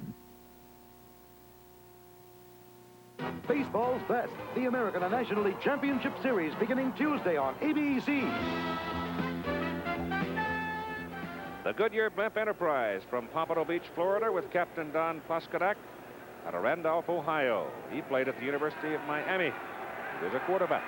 But he's carrying our cameraman Charlie Mitchell and our technician Lee Burton over the stadium today on first down for Ohio State from their own 36-yard line. And Schlicter rolling left. He's got some room. And he's up to the 44. Picked up about 8 yards on the play.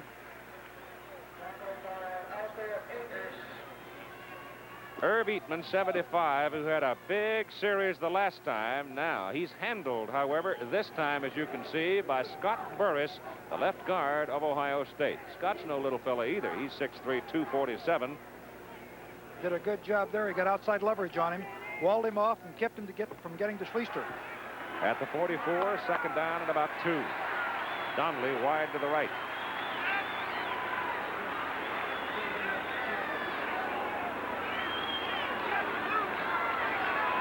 Long count. Scott Stout, outside linebacker, jumped up to make it a 6-man front.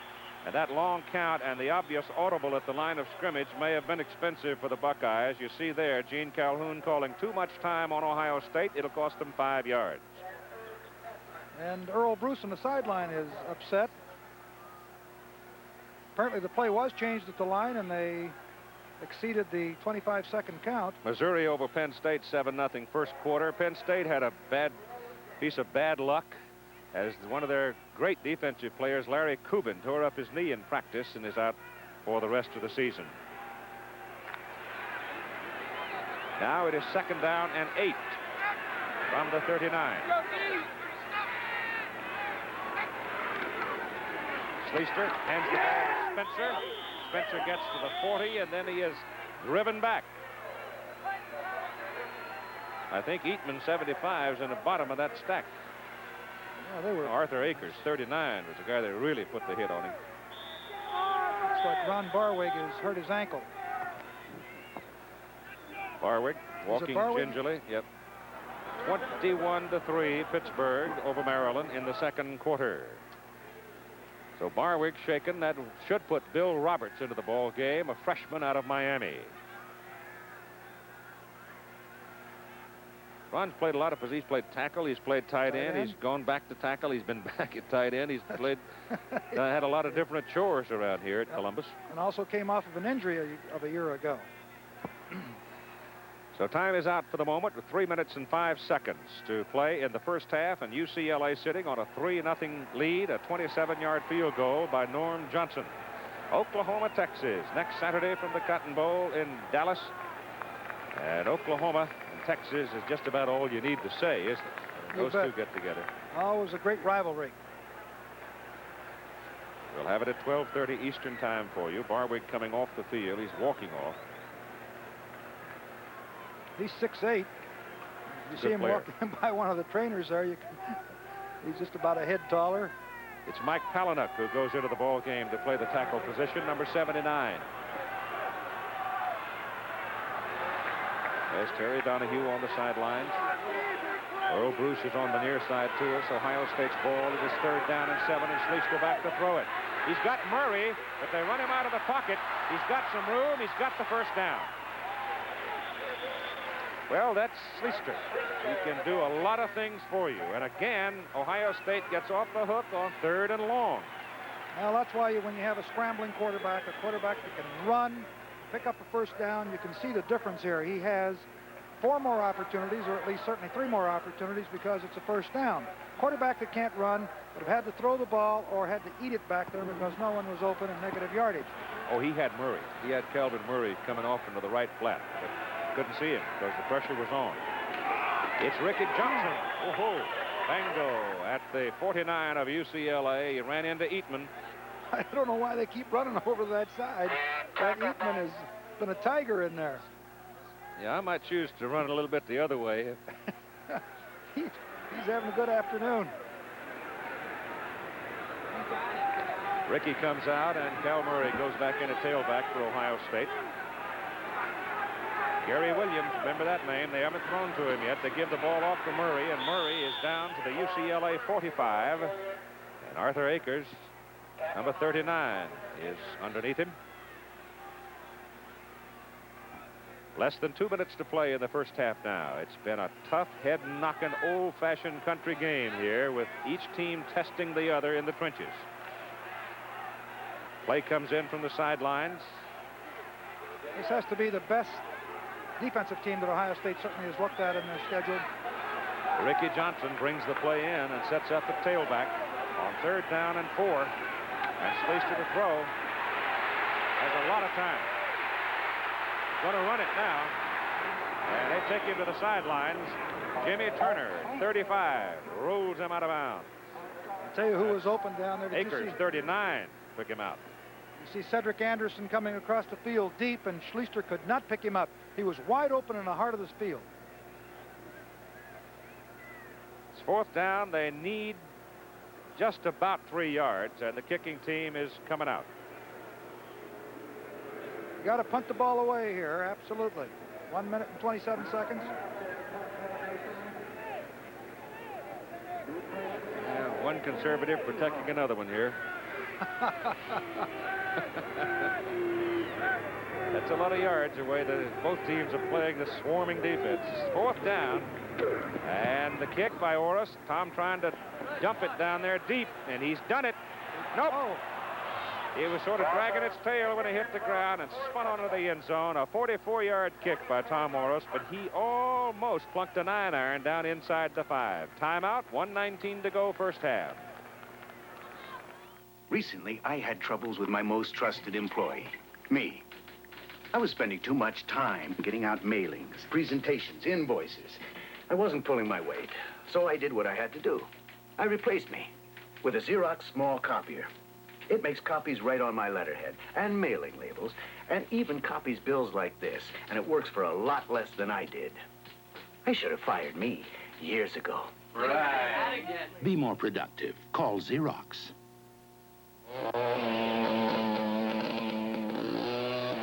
Now comes Miller time. The flag is dropped, the race is a memory.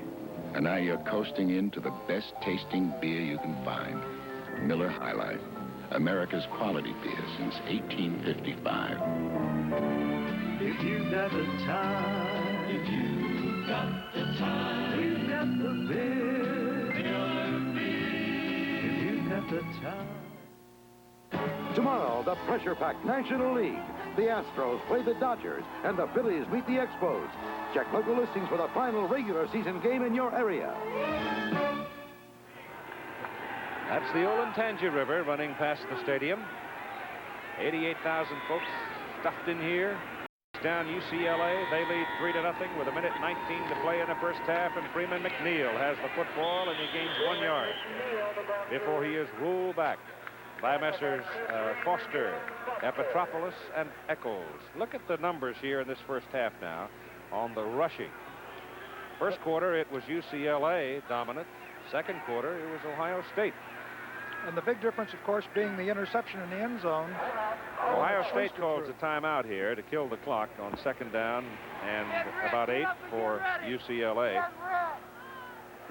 You were talking a moment ago, Era, if Ora's punt had taken a little different bounce and they'd been able to put that thing down inside the 10, they had 3 timeouts, so they'd have been able to stop the clock and would have forced UCLA into a punt probably, and should have had at least one more shot at getting on the scoreboard. That's exactly right. If they'd been able to pin them down inside that 5-yard line. As a matter of fact, I was surprised that they didn't call timeout sooner after holding them to 1 yard. They should have called it immediately. They let a few seconds bleed off that clock. The American League playoffs, New York or Baltimore versus Kansas City. The first game will be Wednesday here on ABC at 2:30 Eastern Time. The National League playoffs, look at that, either Houston or Los Angeles or Philadelphia or Montreal. They're going to take that one right to the last gasp. It'll be 8 o'clock Eastern Time, Tuesday night, October 7th here on ABC. On second down and 8, it's McNeil with the football, turns it around the corner. Freeman McNeil breaks it out of there. He's got a first down and a big play out past the 40-yard line to the 41. And the clock stops at 52 seconds to play in the first half. Boy, that is what amounts to old single wing football right there, isn't it? Well, there's one shot here. Let's watch him. When he puts his left hand down, maintains his balance down here, right there. Look at that. That's terrific balance. He's 220. He's not a little guy. Reminds you of Campbell the way he runs. He is really strong. First down, UCLA at their own 41. Clock running now, 35 seconds to play in the first half. Ramsey back to throw it. Has good protection. Can't find anybody. Has to run it out of bounds. Good coverage in the secondary by Ohio State. These UCLA people can fly, those wide receivers. People like Grant and Curran and Carney, they're all fast. They're all around 4.5 or better. Terry Donahue says it's the best group of receivers he's had since 1976. There's another flyer right there, 26, Townsend, JoJo. He and Carney come out to the left side. It is second down and 2. Only 26 seconds remaining in the first half. The ball is at the 48-yard line. The ball is handed off to Kevin Nelson, number 3, the freshman who ran for 123 yards in his first start last week in relief of McNeil. He set a freshman record at UCLA with that effort. Time is called here with 17 seconds to play in the first half. Here's a good place to throw a home run ball. Throw it all the way down to the goal line. You might get interference. You might catch it, and an interception is not going to hurt you. Let's see whether or not they go for it here. Coming up at halftime, our Fireman's Fun flashback will feature highlights of the first half of today's game between the Bucks and the Bruins. We'll have the Ohio State band. Bill Fleming will be talking with both coaches, and we will have a special ceremony honoring the great Jesse Owens. The football is sitting near the UCLA 47, just between the 47 and the 48 hash mark, as Homer Smith talks with Tom Ramsey. That's the head coach, Terry Donahue, there to the left. It's been a blending of Donahue's philosophy on the ground game and Smith's philosophy of the passing game. Well, they both worked together for Pepper Rogers at UCLA, and they set records, offensive records, when they averaged 470 yards a game. That fellow standing right there alongside of Terry is Norm Anderson. Remember when he was used to slide along the end zone and make catch after catch after catch. He's now on the staff. Third down. And the ball off to McNeil, and McNeil's got no place to go. The penalty flag is thrown downfield. We had a couple of guys get tangled up back there. Marcus Merrick and one of the Bruin linemen got tangled up downfield, number 77, Larry Lee, and that's where the flag was thrown, and it's going against the Bruins. I think it was a clip. Yep. In the meantime, McNeil was dropped at the line of scrimmage. Bruins are backing up. It would be 4th down and 3, or as the Ohio State elects to accept the penalty, it'll back UCLA up 15 yards. And it was a dead ball foul, so it's going to be 4th down and long. Yeah, that's one of the key things. It occurred after the whistle the Clip did. Really a late hit. 12 seconds to play in the first half. 12. And McFarland's in to punt with Donnelly deep to receive it for Ohio State.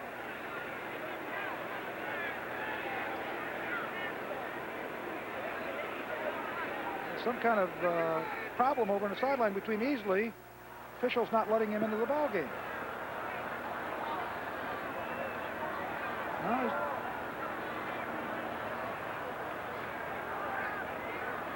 he's coming in counting his folks now to make sure he's got 11.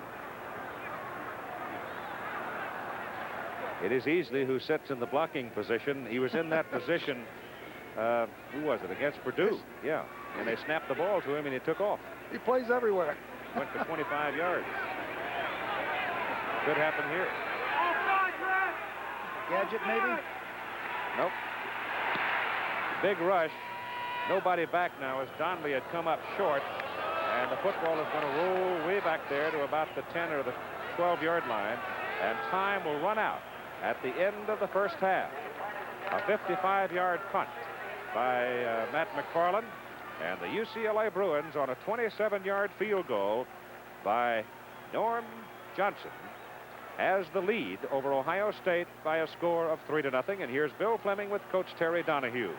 Terry, obviously you brought an inspired Bruin team here today, because I'll tell you something, they have really hit in this first half. Well, we played great defense, Bill, and this is a vicious football game. I'm glad I'm coaching, not playing in it, because the intensity level by our team as well as Ohio State is very high right now. And I think in the second half, both teams will loosen up. Both teams are very tight right now. I'll tell you, you've put more pressure on Schlicter, I think, than he's felt since his very first game. Eatman's been eating him alive. Well, I don't know about that, but Art Schlichter's a great player, and I just want to get through the next 30 minutes and want to play better offensively and try to move the ball better than we did in the first half. But it was certainly a good half for us because we came into the game heavy underdog, and I think we're playing very hard right now. And if we can do that in the second half, I think we'll be fine. I think your players remember last year. Well, I don't know about... you know what I mean? I think they're inspired. Well, I think we are inspired. I'm not sure it's related to last year, except that we want to have a good football team, and we want to have a good season, and our players have worked hard enough to have a good season, and I know it means a lot to them. I just hope we can play well second half. All right, Coach. Thank you. Terry Donahue. Well, we'll be back with a halftime and a tribute to Jesse Owens after this word about an upcoming ABC program and a word from our local stations. In the game as Calvin Murray came up with one of the basic plays in the Ohio State arsenal. Well, it's a sprint draw. I think it was an excellent call. It was 2nd down and 11. And just a basic play. The quarterback, Schlichter, comes sprinting out. With a fullback lead, he gave the ball to Cal Murray. He bounced to the outside with good blocking at the point of attack. It was an excellent play, and I thought the call was good because of the 2nd down and 11. I think they were expecting a pass. Here it is. Schlichter comes back as if he's going to pass. A sprint draw type of thing to block well. Here he is coming to the outside, and you see the big hole that he has. Now he runs away from Easley, number 5. Easley has to take another pursuit angle, and he outruns Sanchez, number 21. Now he gets to the sideline, but Easley avoids a blocker and joins in the tackle down here at the sideline at about the 13-yard line. I think football as a game, and it played within the confines of 60 minutes, is a good deal like life. It's the sum total that really counts, but along the way, it's the little judgments that make up the sum total. And Ohio State was in position to at least tie the game with a field goal, or maybe even go ahead, when Art Schlichter decided to throw the football into the end zone, and Tom Sullivan intercepted it.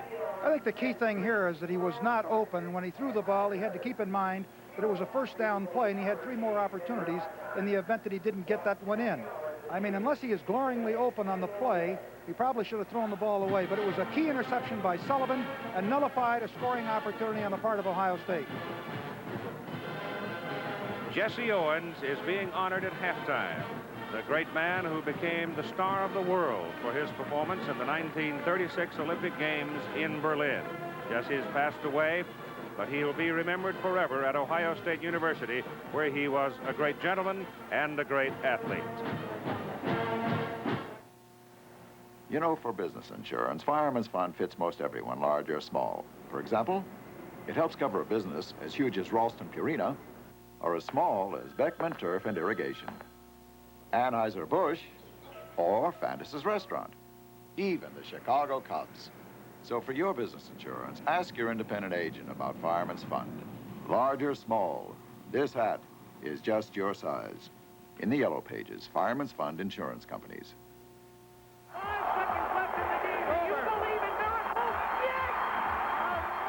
It has been a year of magic and miracles, and ABC Sports is proud to have brought you all those unforgettable moments. The impossible dream come true. The unbeatable Eric Heisman. The fight of the year, some say of the decade. The sensational filly surprising all, winning horse racing's greatest event, and the historic triumph of a man returning to the glory that was his. All part of the magic that is ABC Sports, the leader in sports television. Dwight Eisenhower. He played football at West Point, commanded Allied forces in Europe during World War II. He was elected 34th President of the United States. Byron Whizzer White. He was Colorado's first All-America, a Deputy Attorney General of the United States. He is a Justice of the U.S. Supreme Court. Bill Cosby. He was a football and track star at Temple, is a world-famous actor and comedian. He is also a Ph.D. Bill Bradley. He was an All-America at Princeton, a Rhodes Scholar, a professional basketball star. He is the junior senator from the state of New Jersey. Today, cheers still echoing around them, America's future leaders continue the tradition. On college playing fields across the nation, young student athletes are preparing for that next great step. Tomorrow's leaders today. This is the NCAA. The preceding message has been provided by the NCAA. This is Bill Fleming back at the Ohio Stadium in Columbus, Ohio, with a halftime score, the Bruins of UCLA 3, Ohio State 0. Today is a very special day in Ohio history simply because their greatest athlete, Jesse Owens, who died 1 year ago, is being honored today. This, you see, is a mortarboard formed by the Ohio State Marching Band on the field of the Gridiron. Today, the track that runs around the Ohio Stadium will be formally dedicated as the Jesse Owens track, and the Student Recreation Center will also be designated as the Jesse Owens Recreational Center. For those of you who would like to have your history recalled, let me just say that Jesse Owens was the greatest track athlete ever. He certainly had the greatest single day ever in track history, which occurred at the Big Ten meet in 1935 when he set 3 world's records and tied a 4th. And then in the 1936 Olympic Games in Berlin, he brought home 4 gold medals. You know, the amazing thing about Jesse is that 4 of his Big Ten records are still standing in the conference 45 years after he set them. The reason for the mortarboard is that he was the recipient of an honorary doctorate degree from Ohio State University in 1972. His family is here today and will formally be presented a plaque in recognition of the new dedication of the Jesse Owens Track and Recreational Building by Dr. Harold Henderson, the president of Ohio State University.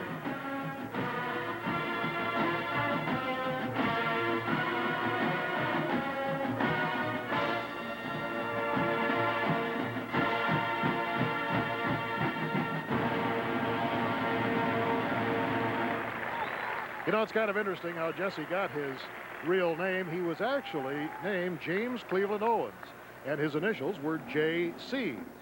When his family moved from Alabama to Cleveland, Ohio in the 3rd grade, his teacher misunderstood those initials, J.C. When she asked him his name, he said J.C., and she thought it was Jesse. And Jesse stuck with him, of course, the rest of his life.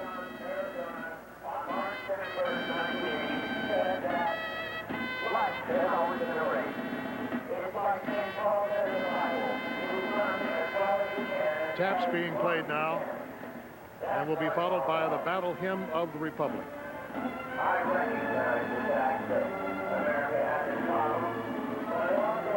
The public address announcer is quoting from one of Jesse's famous statements. I recognize the fact that America has its problems, but I also recognize everything I have attained or hope to attain is under this flag. I feel that as a black American, I am an American first and a black man second. Now the Battle Hymn of the Republic, played by the Ohio State Marching Band. Great tribute to this marvelous athlete, the late Jesse Owens.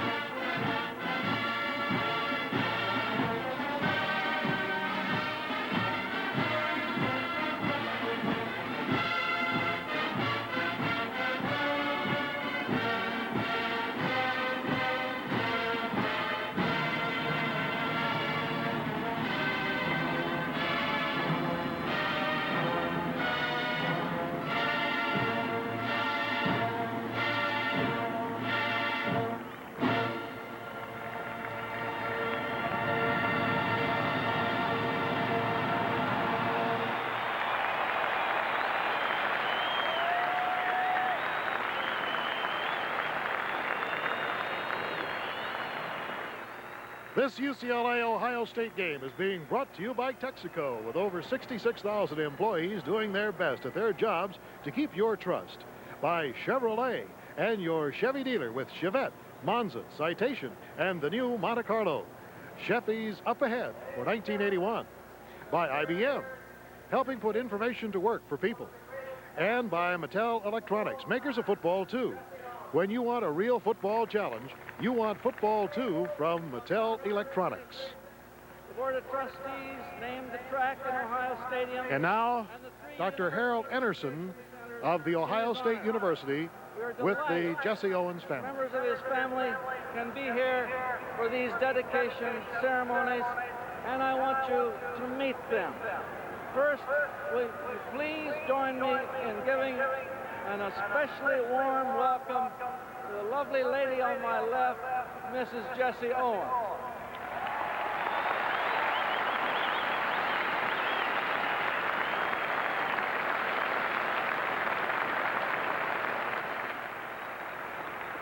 We are also pleased that the Owens daughters and their families are here.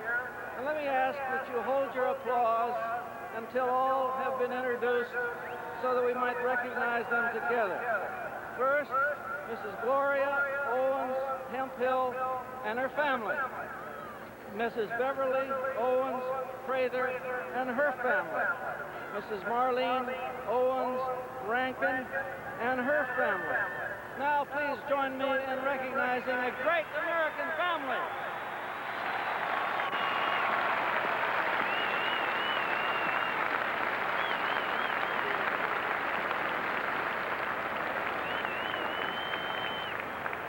Plaques have been placed at several locations in the stadium designating the Jesse Owens track.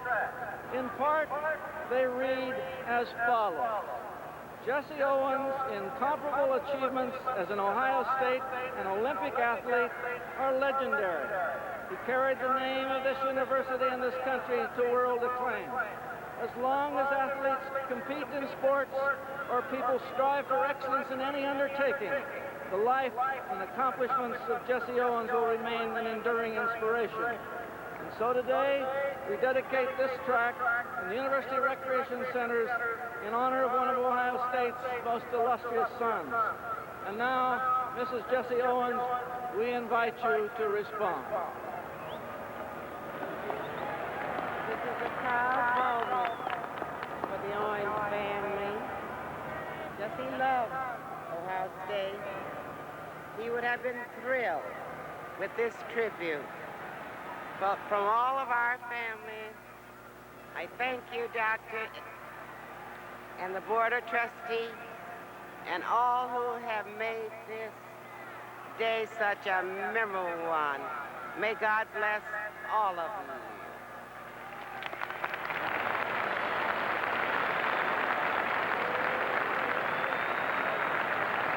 Mrs. Ruth Owens, the widow of the late Jesse Owens. And now for a further word about Jesse Owens, let's spend a moment on the Ohio State campus.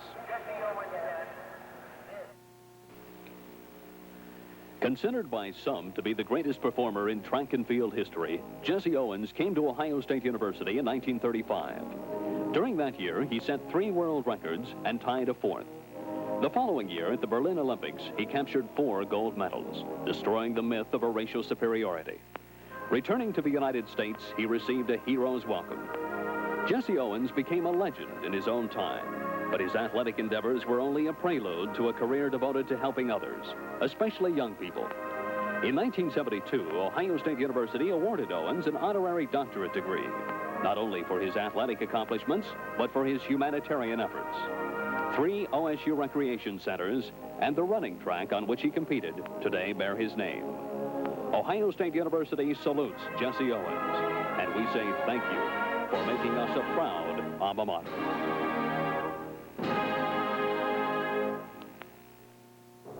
No university in the nation has grown faster than UCLA since it moved to Westwood 50 years ago. When classes were first held on the new campus in 1929, the buildings were still under construction and the setting was pastoral. The challenges facing the fledgling school were monumental. To secure a distinguished faculty, to establish a solid curriculum, and to attain academic excellence. A half-century later, UCLA has succeeded far beyond anyone's dreams, and today is one of America's most dynamic and distinguished universities. More than 30,000 students are enrolled in its 13 schools and colleges in the sciences, humanities, and arts. On graduation day, they look forward to the contributions they will make to society in their chosen professions and occupations.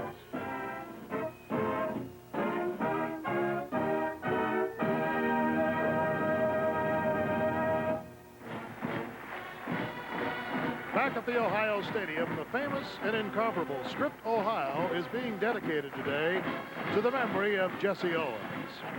This, of course, is the way the script is formed, the giant O with Oliver McGee, the drum major, leading the band out in a single line of bandsmen, tracing out the letter so that the formation actually appears to be written by a giant pen.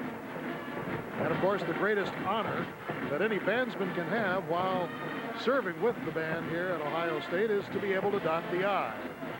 I would guess that today a particular honor would go to that person simply because of the magnitude of the situation, the dedication of the Jesse Owens Track and Recreational Center for the students here. The honor goes today to senior sousaphone player Lynn Borton of Alliance, Ohio. The music is the Regiment, or the Regiment.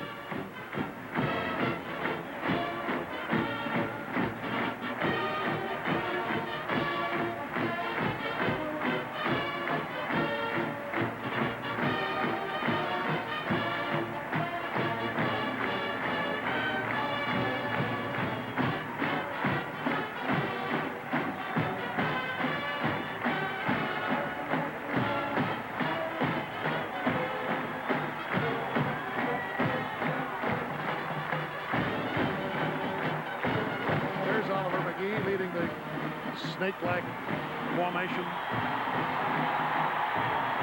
The dotting of the I, a thunderous ovation for Lynn Borton.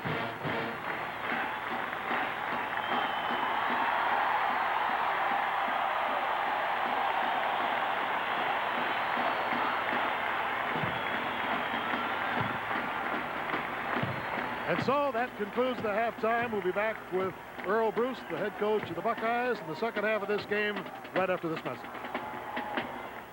You know, I love the fresh, clean smell of barley because I can almost taste the Schlitz beer I'm going to make from it. I'm Frank Sellinger. Recently, I came to Schlitz as chief executive. Mostly, I check on the business end. But after 40 years as a master brewer, I check the barley, too, and the other fine grains to make a really smooth beer. Taste my Schlitz. I just discovered oil. Louise, we just discovered oil. What? People are discovering Texaco's Haviland Supreme, the motor oil with a special friction fighter that's been proven in fuel economy tests. Extensive tests showed that 2 of the leading 10W40 motor oils advertising extra gasoline mileage couldn't beat Haviland Supreme. And you still get Haviland's trooper-tested engine protection, too. Discover Haviland Supreme. Protection plus unbeaten mileage. Chevy Citation. We said it was a whole new kind of compact car, and we proved it. We put Citation to work with its front-wheel drive, room for 5, outstanding storage space, and impressive mileage. And now, as the best-selling front-wheel drive car in America, with Motor Trend's Car of the Year award, 500,000 owners, and 6 billion miles, there's no doubt about it. Chevy Citation. It works. I'm with Earl Bruce, the head coach of Ohio State. Coach, you in a bad mood right now? No, I'm not in a bad mood. I just think that we haven't played very well the first half, and I'm looking forward to see what we do the second half. We better play a little better. We've made too many mistakes so far. Okay, Coach, good luck. Behind 3-0 here, going into the final 30 minutes. Keith? All right, Bill, thank you very much. Our attendance today as Schlicter warms up and UCLA returns to the stadium, 88,084. That is the 8th largest crowd in Ohio State University history. So it is for a fact the 74th consecutive home sellout here at Ohio Stadium. Looking around the country at scores in the second quarter, Nebraska 14-0 over Florida State. Penn State has come back to take the lead over Missouri in Columbia, 16-7. So, how do you do on that one? And up at East Lansing, Michigan State's giving the Fighting Irish all they want, leading by 3 at halftime. Alabama's having a bit of a scuffle with Kentucky. I think that's 2 field goals by Bama, too, for the 6-0 lead.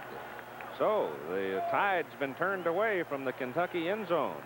And California making a little comeback against Michigan in the third quarter, 17-13 ball game, with Indiana jumping out over the Blue Devils by a score of 3-0. And I want to explain a little bit why I giggled a couple of weeks ago when the Duke score came up. Chuck Howard, our producer, is a Duke alumnus, and every time it comes up with Duke on the short side, there's a roar in my headset. LSU bidding for a major upset against Florida, leading them by a score of 10-0.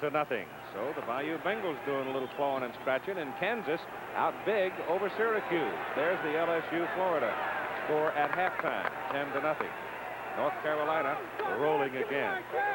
UCLA will kick off, and Ohio State will receive it with Murray and Spencer, the deep men, and Johnson to kick it away for UCLA.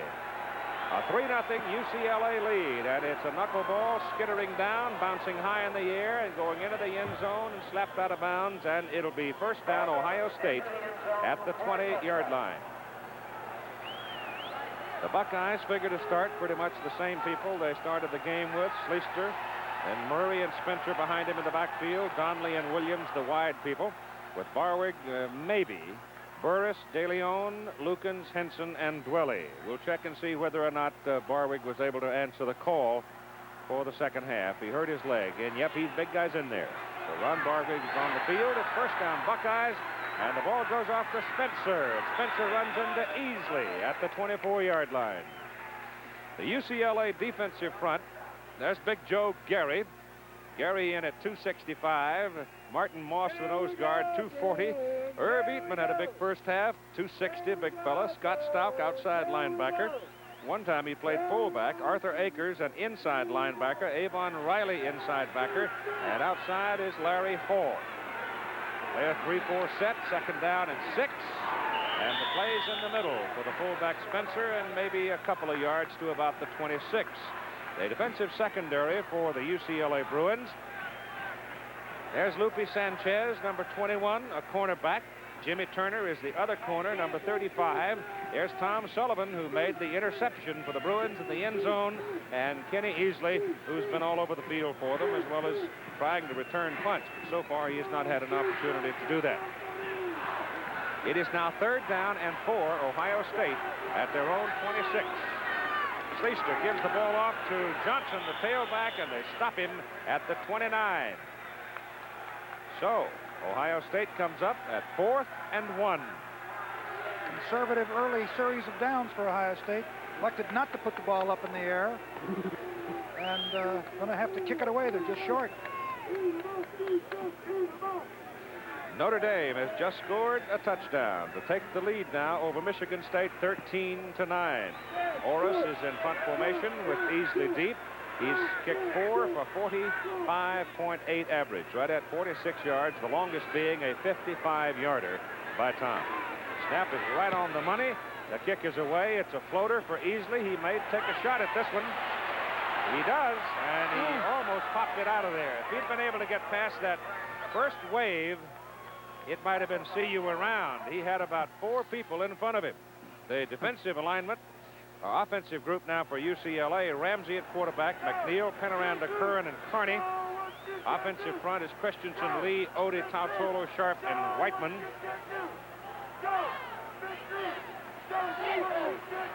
And the Bruins come up now. They send Curran, number 18, wide to the right side or the top of the picture. You just see his feet up there.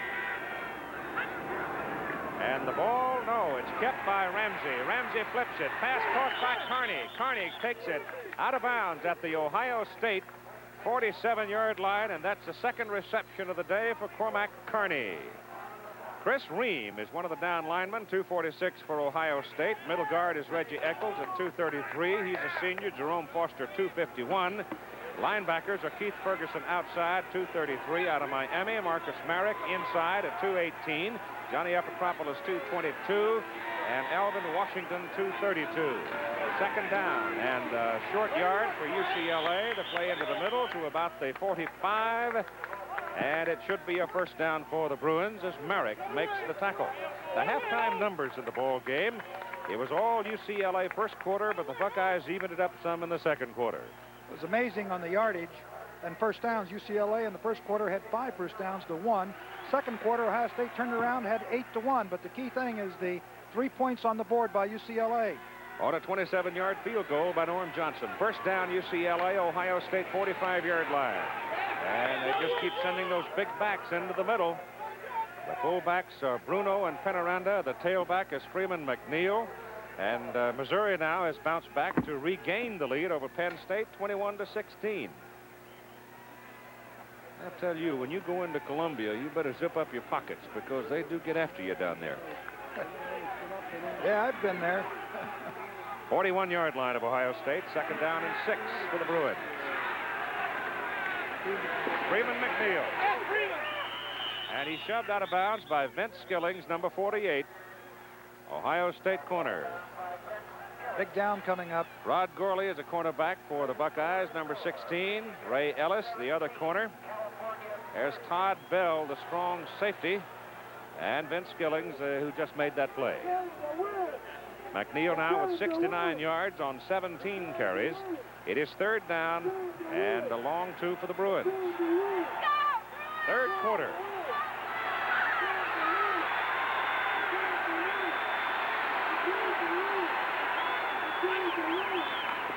McNeil going for the first down. I don't know. I don't think so. He had to cut it back inside, I think, to get his first down, but the force of the defense and his own momentum carried him to the outside. So it may be 4th and a yard, and that's about what it is. Looks like they're going to go. Yeah, I think they go for it here. They're 36. A punt goes into the end zone. It's a 15, 16-yard game. They've dominated. I'd put that ball in McNeil's hands. I tell you, they haven't stopped him all day. It's a goal line defense for Ohio State. Everybody in town knows who's going to get it.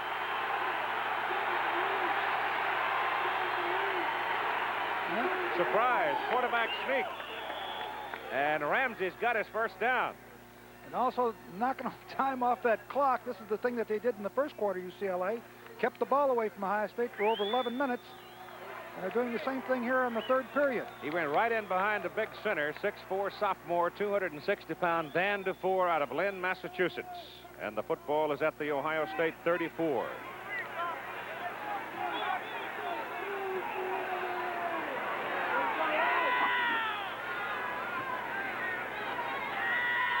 McNeil in motion.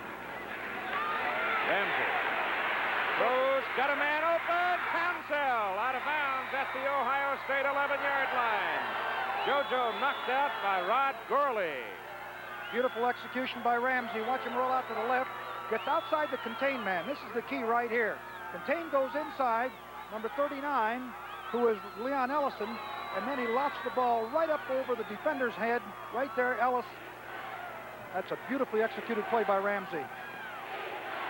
First down, UCLA at the Ohio State 11.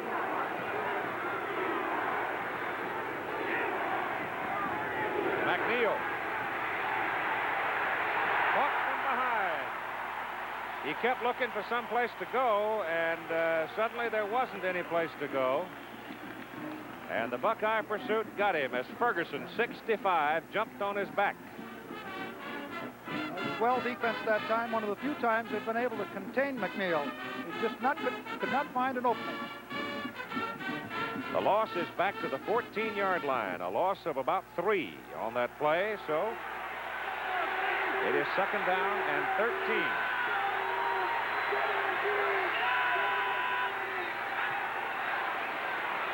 Ramsey throws it over the middle. It is good to Townsell. Touchdown, UCLA.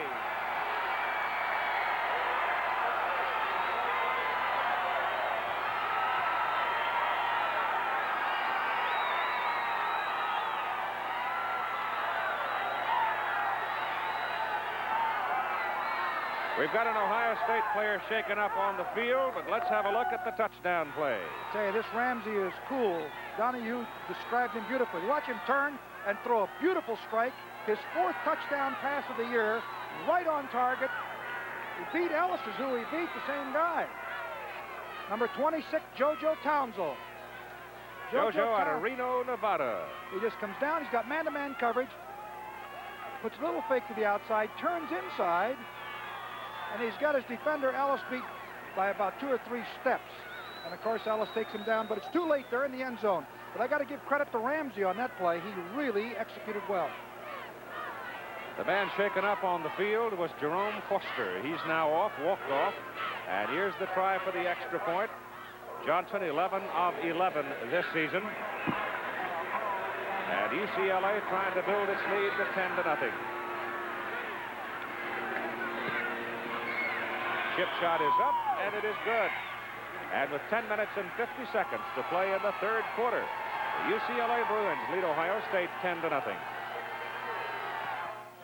Hey, JD, try Mattel Electronics Football 2, the all-pro version of the #1 electronic football game. Hey, what's the difference? Now you can kick off, run back. Now that's good. Pass. That's even better. Scramble in any direction. I'm getting clobbered. The built-in thinking computer defense can even intercept. Who's in there? All-pro Football 2. I said who's in there. Football 2, one of 9 sports games from the #1 name, Mattel Electronics. No experience, no job. I could do that job, but who'd give me the chance? Army, Navy, Air Force, Marines. We don't ask for experience, we give it. You won't read it in a book, you live it. Pick a service, pick a challenge, set yourself apart. Army, Navy, Air Force, Marines. What a great place, it's a great place to start. Saturday, one of the nation's toughest rivalries. The Oklahoma Sooners meet the Texas Longhorns. Saturday on ABC. There's the story on the first touchdown drive of the ball game as Ramsey sent UCLA 56 yards in a little more than 2 minutes and threw a strike to Townsell for the touchdown. Ramsey in the ball game is now 6 of 8 for 58 yards and a touchdown. He's hit 5 passes in a row. He has yet to throw an interception this season. Here's the kickoff by Johnson. It's another low line drive, and it hooks out of bounds this time. And it'll be a penalty of 5. They'll bring it back and redo it. And the American League playoffs, New York or Baltimore versus Kansas City. And we'll have Billy Martin and Jim Palmer as guest commentators on the American League playoffs, working with Al Michaels. That'll be game #1 Wednesday night, with the National League playoff starting Tuesday night. It's Wednesday afternoon for the American League at 2:30. And there's the... We can't tell you right now who's going to be in the National League playoffs. They're taking that one to the last breath. Matter of fact, it's not inconceivable for a playoff in that Western Division. Depending on what Los Angeles can do with Houston, Dodgers won in 10 last night. The Phillies won in Montreal 2-1. The error of kicking that ball out of bounds, moving back to kick from the 35, always brings about the possibility of a return. Sometimes you try to get a little too much on it, and you'll do that.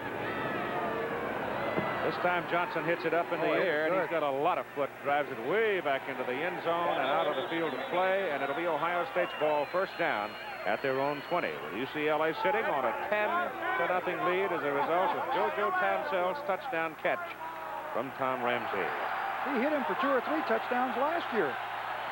Ramsey did. You know, Ramsey started a couple of ball games that they won last year, and Townsend was on the receiving end of a couple touchdown passes. All right, let's see if the Buckeyes can get their offense moving now in this ball game. Schlicter so far today, 2 for 7, 23 yards and 1 interception. An interception in the end zone. Gives the ball off to Calvin Murray, and Murray gets a good block to come around the corner. And Scott Burris, number 63, was out in front of him and did a good job for him. Yeah, but the recovery of the UCLA team is amazing. Looked like he might have gotten some yardage there, and he's gotten 3 yards. Contained at the 3 yards. Second down and 7. Ricky Johnson comes in at tailback. Murray comes out. The tailbacks apparently are the messengers today. And the plays are sent in from the Ohio State sideline.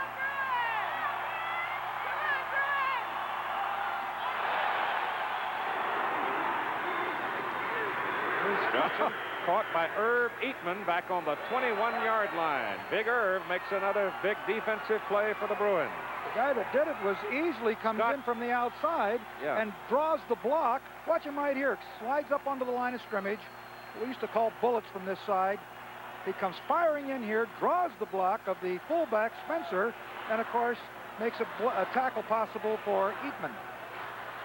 Ball is back at the 21. It is 3rd down and 9. One knee, guys. They're really keeping Ohio State off balance. Cedric Anderson comes wide to the right side. Schlicter to put it up, getting some pressure, gets away. He's quick. But he does not get the first down. As Lupe Sanchez, number 21, comes whistling up out of the secondary to bring Art Schlicter down at the 28. Boy, he is quick, though, isn't he? He really is. They're really not giving him great protection in there today, and he has been flushed out. But I think when he comes out of there, he should start looking for receivers.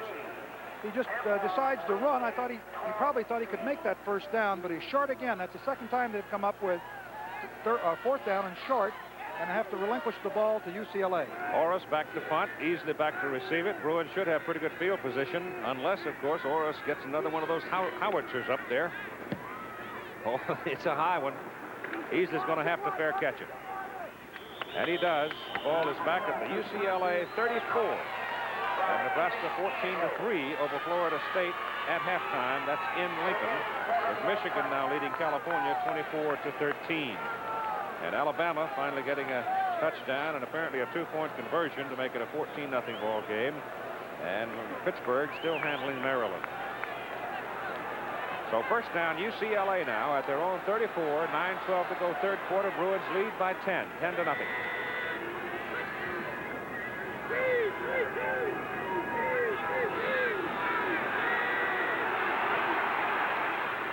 McNeil.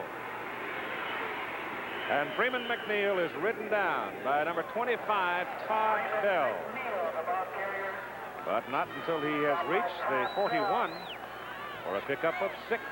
Close to 7. Well, there's your old school, Miami. All getting right. after Purdue. The Redskins are in there giving Purdue all they want. Final score. The Tar Heels roll on. Good football team Dick Crumb's put together. 2nd down, about 4. Just over the 40. Fullback, Penaranda. Up to the 45, and that should be a first down for the Bruins. Boy, they're really controlling the clock. That is one of the key things, I believe. They neutralized the offensive attack by keeping Schlicter and Donnelly and the rest of the troops on the sideline. I'm also impressed, Keith, with the acceleration of McNeil. He really gets off the mark fast for a big guy.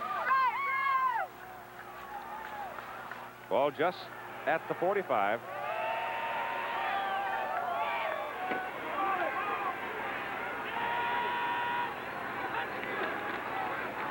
Ramsey gets his pass off. Pass is incomplete. Pass intended for Carney. Vince Skillings defending for Ohio State. And I want to tell you that Ellison was coming after the UCLA quarterback Ramsey like a runaway truck. Skillings did a good job of covering there. There you see Notre Dame out ahead 16-9 now. Added a field goal to their total. 2nd down and 10 for UCLA. That's Carney to the left.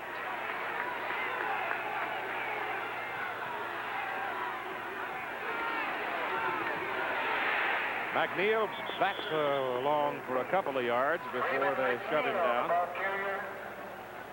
Freeman McNeil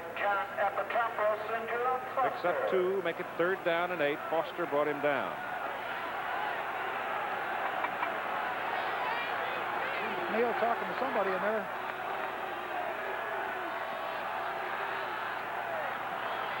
Third and 8.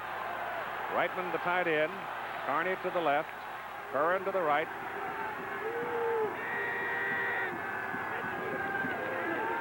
Ramsey hooks it back to the tight end, Reitman, and Tim is down to the Ohio State 40-39.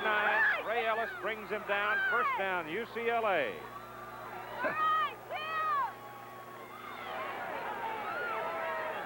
There's Atropolis, linebacker, number 33, playing defense. Let's see here. Oh, he's got his hands out there. You cannot put your hands on them once they get even with you. Didn't make any difference. Reitman caught the ball from Ramsey. 1st down. At the 39 of Ohio State, it's McNeil again. Over right tackle, a hole for him. And about 8 yards. I'll tell you, there's no question about who's commanding the line of scrimmage in this football game. Talcola and Sharp opened the door over there. Texas and Oklahoma coming up next Saturday from the Cotton Bowl in Dallas. Julius Caesar Watts leading the Sooners of Oklahoma. Donnie Little, the Horns of Texas. Pretty good running backs in that ball game, too, we're going to see. Saw Jam Jones that opening night. He went for well over 100 yards against Arkansas. 2nd down and 2. McNeil into the middle. 1st down, Bruins. And he takes it down to the Ohio State 27 in this quarter era. UCLA 7 1st downs, Ohio State none. No question they've commanded the game, but it's interesting the way the 1st quarter went, and then the 2nd quarter where Ohio State dominated. Now here in the 3rd period again, UCLA is dominating. Bruins lead 10-0, and they're knocking on the door again at the Ohio State 27.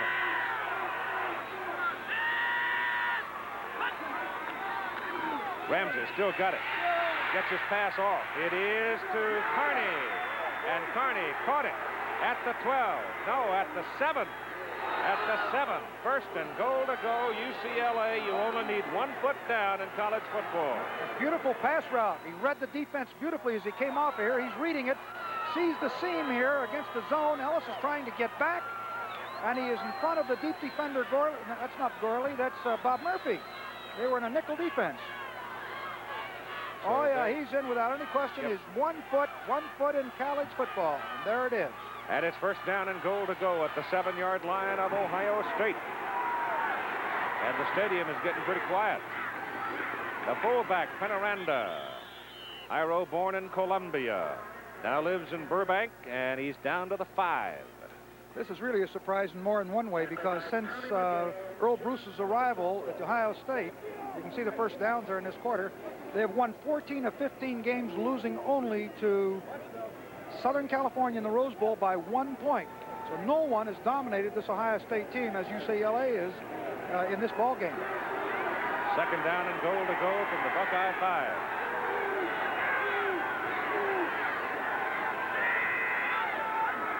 Du Bois in motion. They give it to Freeman McNeil, and McNeil is to the 1. Just wedging in behind. Now, they've got 3 tight ends in there.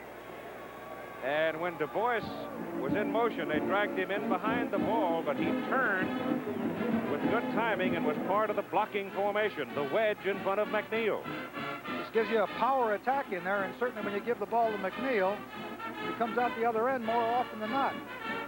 3rd down and goal to go from the Ohio State 1. 5:12 to go in the 3rd quarter.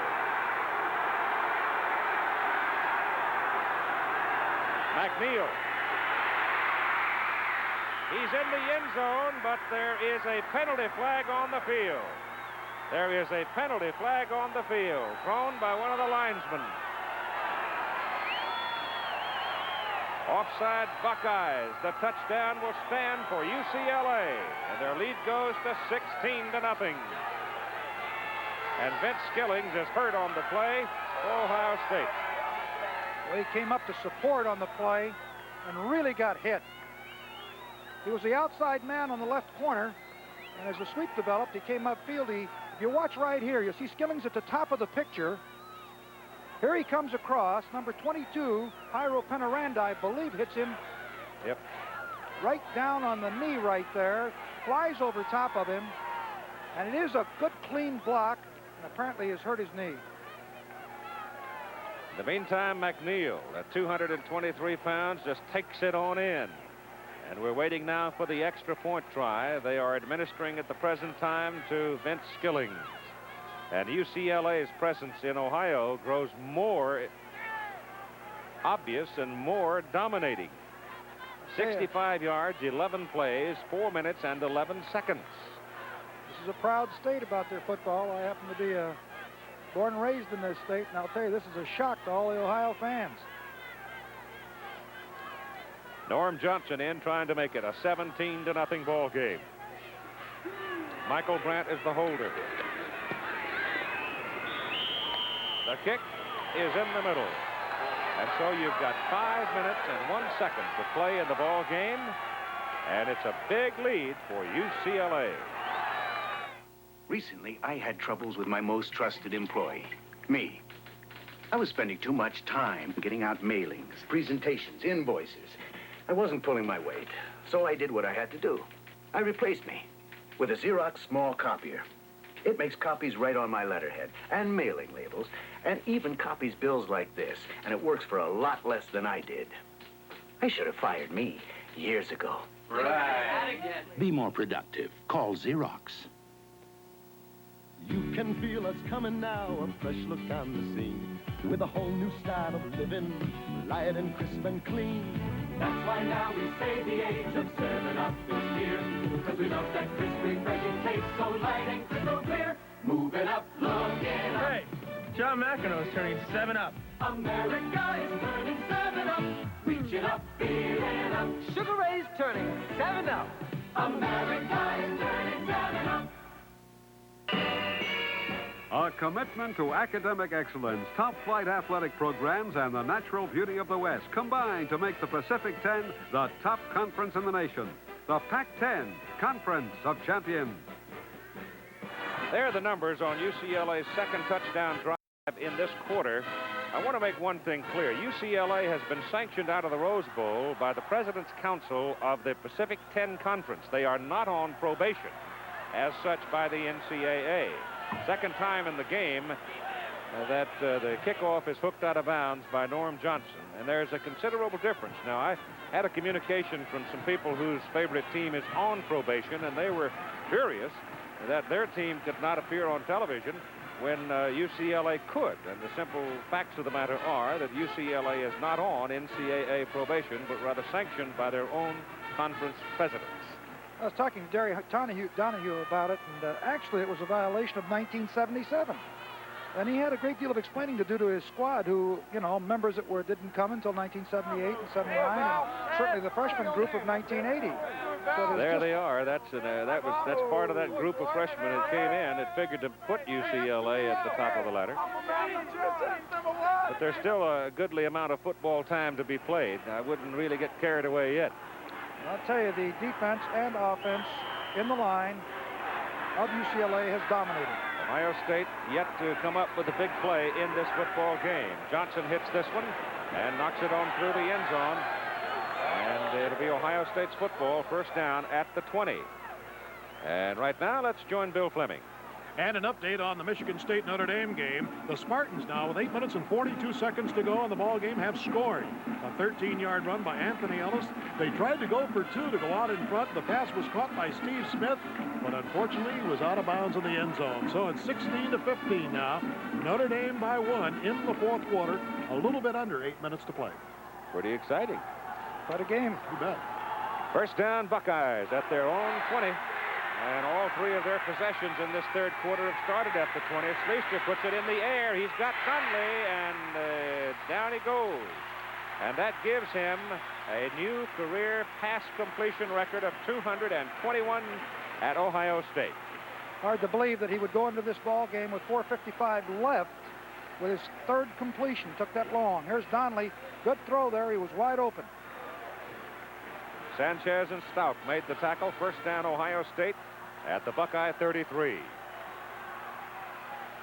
Well, they don't have any choice but to go to the air. Screens, draws, and passes is what they're going to have to do to get back in. You can see that Donnelly's also moved up with that catch in the Ohio State record book. Schlicter back to throw it again.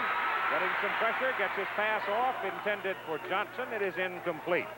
And Schlicter is down underneath a couple of white shirts. There's the career of Art Schlicter so far. Right now, excuse me, Keith. He's a terrific football player, isn't he? There's no question, but right now the most important thing is 4:33 left in the third period. And if he wants to bail this one out, he's going to have to add to that. Second down and 10 at the 33. And is given to the tailback, Calvin Murray. And Murray gets it to the 40. That is short of the first down by 3 yards. 3rd and 3 coming up for the Buckeyes. See, with a talent like Schlicter and Donnelly and Murray, you can't count this team out. There's a lot of football to be played yet. But up to this point, certainly, I believe that was the first down they'd had on that previous, right. You know, and the key thing here is UCLA has maintained possession of the ball and gotten into the end zone. But I'll tell you this, as a former football coach, you know, if I was over in Terry Donahue's shoes, I wouldn't rest comfortably. Schlichter's too dangerous. 3rd and 3. He's going to throw it. Eatman's after him, and Eatman's got it. Herb Eatman sacks Schlicter back on the 32-yard line. I'll tell you who he beat, too. He beat Ron Barwick. Barwick could not contain him. Eatman came to the outside and just whipped the blocker and got in and got Schlicter.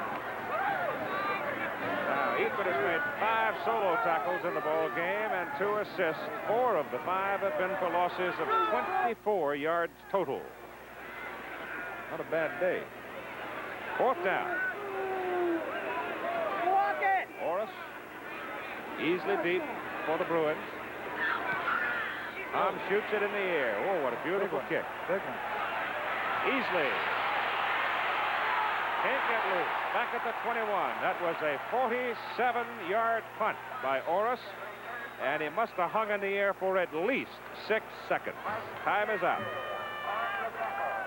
Introducing the 1981 Chevy Malibu Sports Sedan, a solid, sensible car with a 6-passenger interior, impressive V6 mileage, a comfortable ride, plus a little something sensible cars are not ordinarily known for. Chevrolet introduces the Malibu Sports Sedan, a 4-door with a difference, a 4-door with pizzazz. Throughout brewing history, there have been few beers so exceptional they stand in a class by themselves. For it's a rare moment when both the finest ingredients and the skill of the brewer come together. Such a moment has been captured in Erlanger. One look, one sip, one taste will tell you this is a classic. Come and taste the moment, Erlanger. On ABC's Wide World of Sports, Olympic gold medalists and world-class figure skaters, the World Lumberjacks Championships, and a report on the Holmes LE WBC heavyweight bout today. UCLA's football 21-yard line given off to the fullback Frank Bruno from, what's the name of that town in New Jersey? He's from Metuchen, New Jersey. Metuchen. Had 2 fellas make sure I knew that before the ball game. I'll tell you, he's no little fella. He's 6 foot 228. They're a big football team. He got a lot of yardage on that carry. He picked up 8. The ball is at the 29 of UCLA. 2nd down and 2 for the Bruins.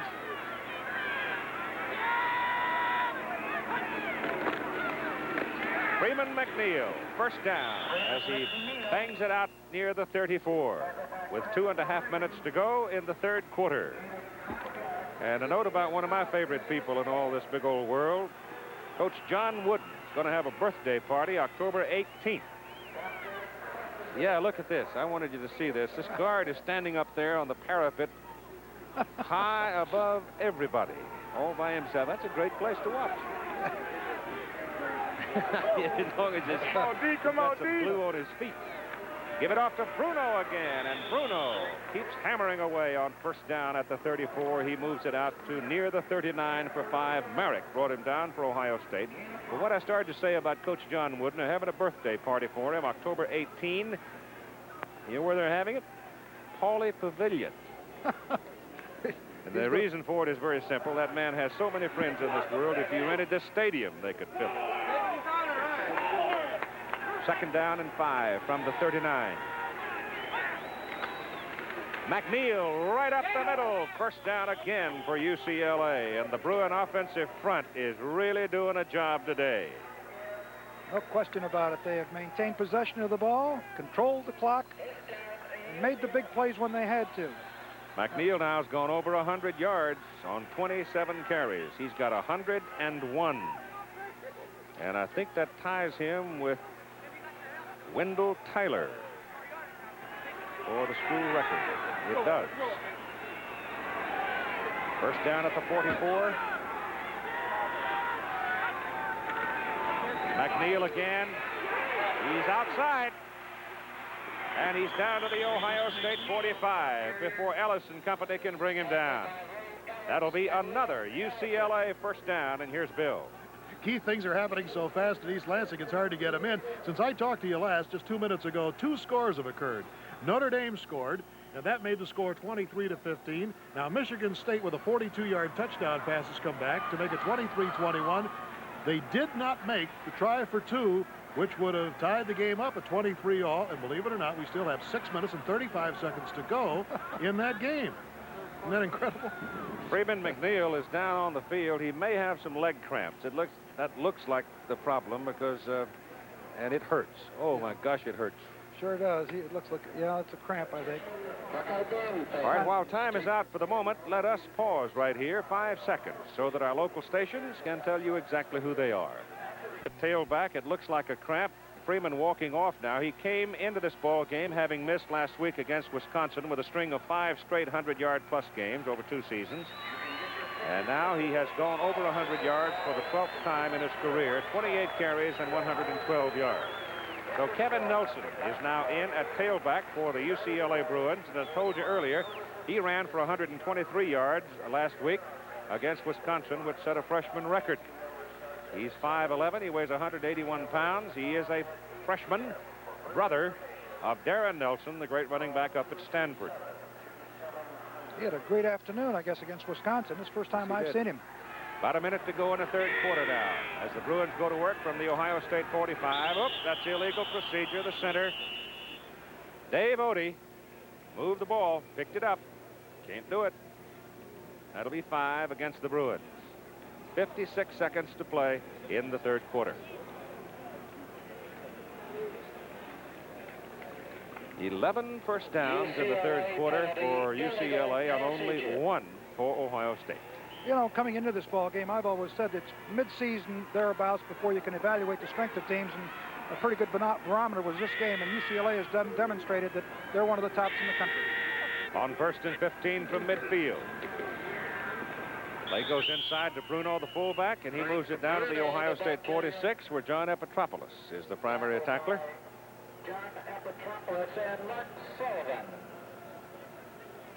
Been a gray, sort of a wet kind of a day here in Columbus and chilly. It was 44 degrees at noon.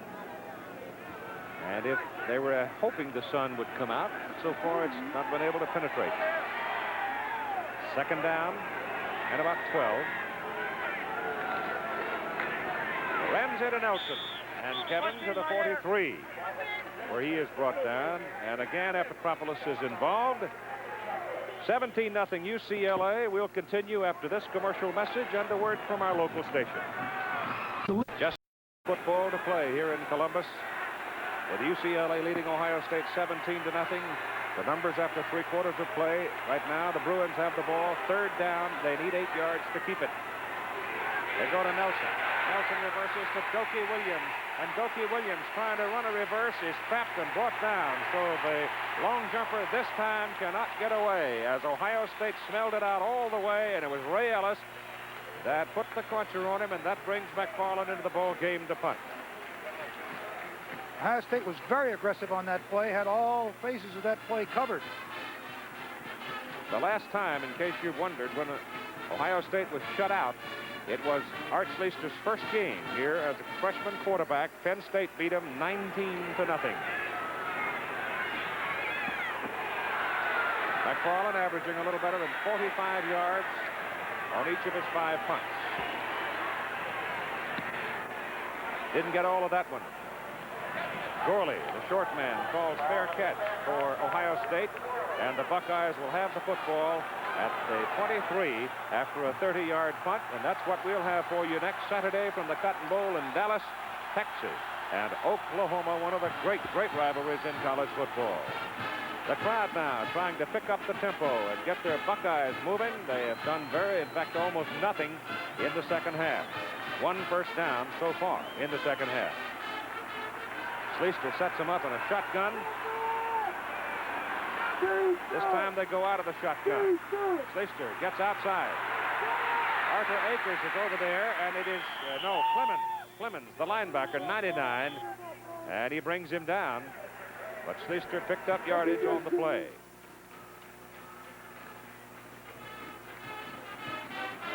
The ball is at the 29, pickup of 6, 2nd down, 4. Murray out, Johnson in at tailback for the Buckeyes.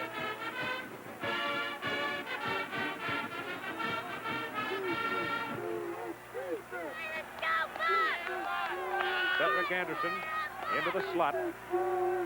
Donnelly wide. Out of the shotgun. Throw it short.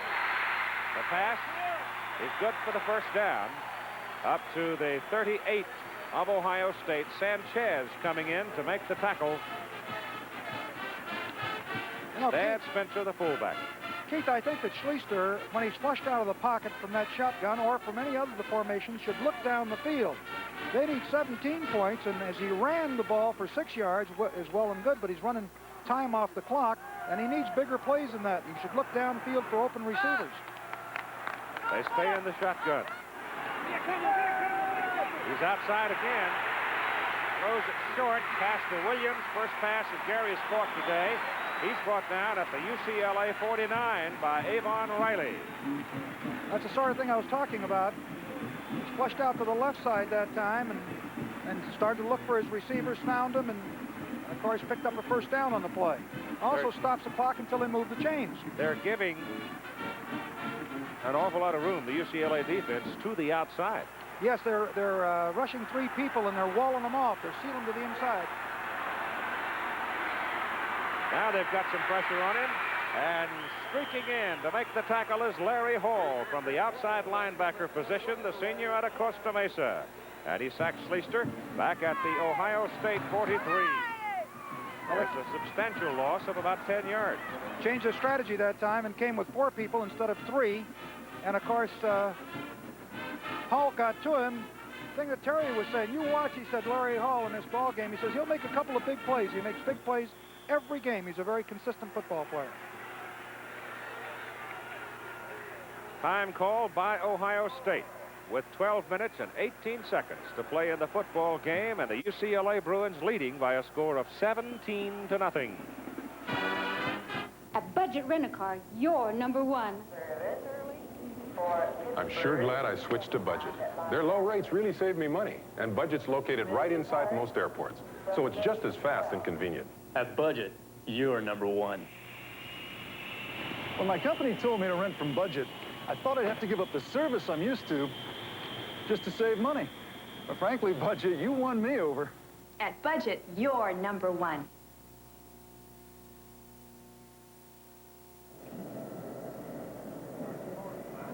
You know, it's really gratifying to see so many guys today enjoying tobacco without lighting up.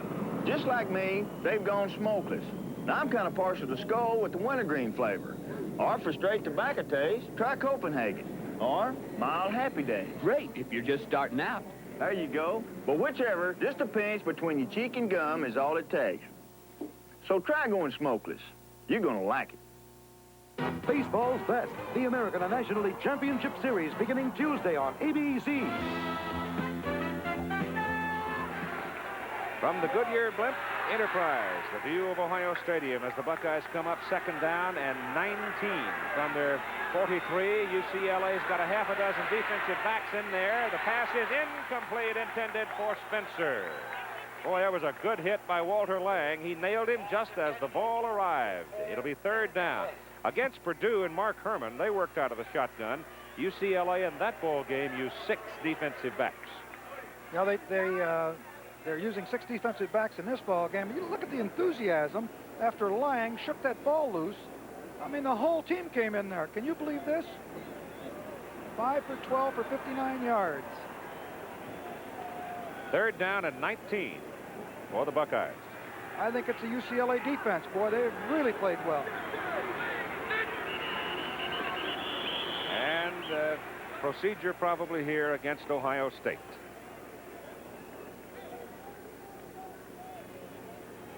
That'll back him up 5 more, so it'll be third down and 24. Well, if you were voting for the Heisman right now, but that's not a fair thing to suggest, I suppose. There's so many people, however, in the race for it this year. 2 Bruins we mentioned earlier, McNeil and Easley, Schlicter of Ohio State, Herman of Purdue, Rich Campbell of California, George Rogers of South Carolina is a great running back. There's a lot of them. Well, the Heisman, as we well know, is the sum total of the season. Right. Of course, we're into the 4th game of 11-game set schedule. Third and 24. Hart back. Down he goes. Back at the 27-yard line. UCLA's Martin Moss came pouring in. And Schlicter really took a lick. And he's not up yet. Moss really nailed him. If Art's unable to play for a while, that'll bring in Bob Atha. And Atha we saw against Minnesota, and he's plenty dangerous himself. But right now, there's great concern for the condition of Art Schlicter, the Ohio State quarterback. There's Atha warming up. I certainly hope that Schlicter is not too serious.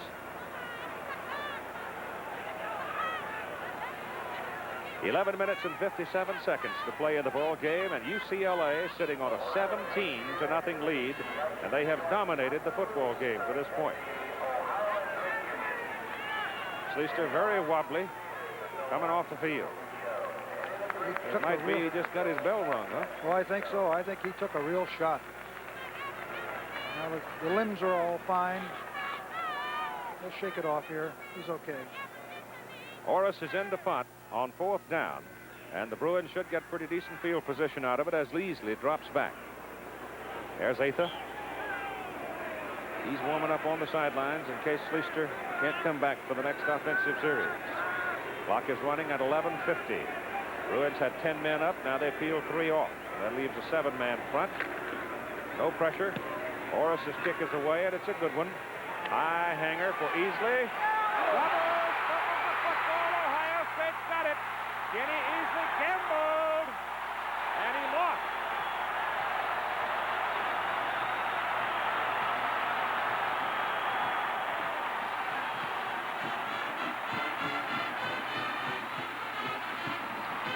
Schlicter on the sidelines. I'm sure that brightened everything for him. Looked to me like 65 was the man that got downfield to recover the loose football, Keith Ferguson. First turnover for the Bruins. They played perfect football, but Atha is in there and not Schlicter. So now the UCLA defense got to pull their chin straps on and get tested right here as Ohio State, for the first time in the second half, can see the Bruin goal line. Atha in at quarterback. It's a run, and he is cut down behind the line of scrimmage by Avon Oh, that's Easley. He's hot. Yeah. He comes up in Red Dogs. I tell you, he is a super football player. He's one of the best ones I've ever seen. Woo! Notre Dame pulled it out. Field goal made it 26-21. The Irish win and remain undefeated. Wow, what a game that must have been. Ball is on the 25-yard line of UCLA. Second down and 13.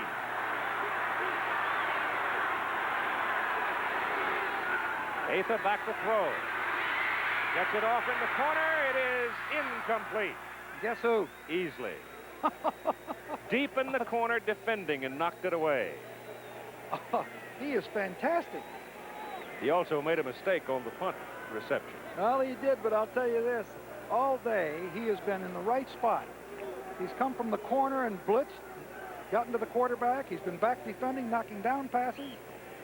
And I guess he wants to make up for his turnover, and certainly in the first two plays, he's done it all. Third down and 13 from the 25.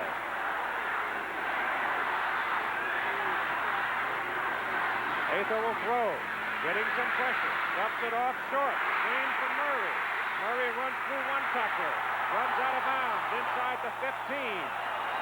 I don't believe he's got the first down. Just hold on here and let me see. Well, he may have it. He's close. Boy, that is close. It's going to require a measurement. Uh-oh. Easley got involved on the sidelines over there with somebody.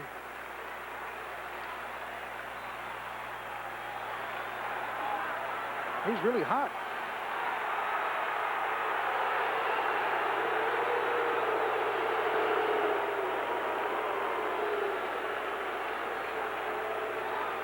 They're going to bring the chains on. Easley is walking to the sidelines with Irv Eatman right now. I don't know if they've ejected him or not. Looks to me like they might have. I believe they may have. Yep, looks like it. I think it's Frank Strocha who's walked over there explaining it to Terry Donahue.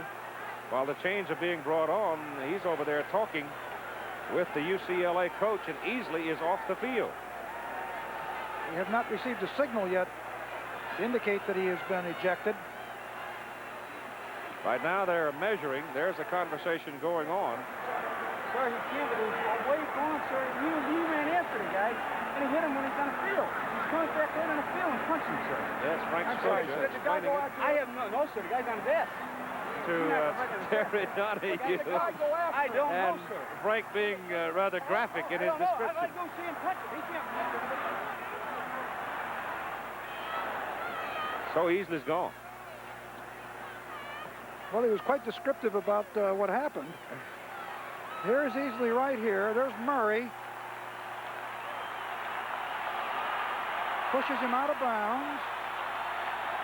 Hangs on. I don't see anything yet.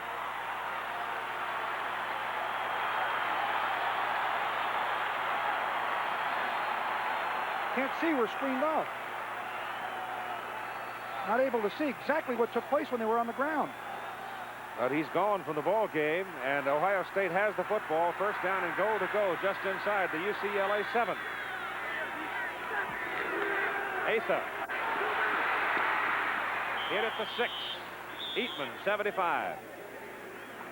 I'll tell you something. The loss of Easley could be very significant. There's 10.5 minutes left to go in this football game, and he was just all over the field. Well, let the temper get to him a little, maybe a little much. I don't know. I couldn't see exactly what happened because they're in a crowd of people down there. There was one spectator down on the sideline there who screened us from what activity took place while they were on the ground there. 10 minutes and 15 seconds to play in a ball game. Second down, goal to go, Ohio State at the UCLA 5. Atha trying to get the Buckeyes in the end zone. Gives the ball off to Johnson, and Johnson is belted at the 4. That's a stubborn crowd in the white shirts. Oh, I'll tell you, really, they're good. They're a good football team. And most of the things right this afternoon. Avon Riley, number 9 on the bottom of the stack. It is third down and goal to go, Ohio State at the UCLA 4. Kenny Easley ejected for fighting.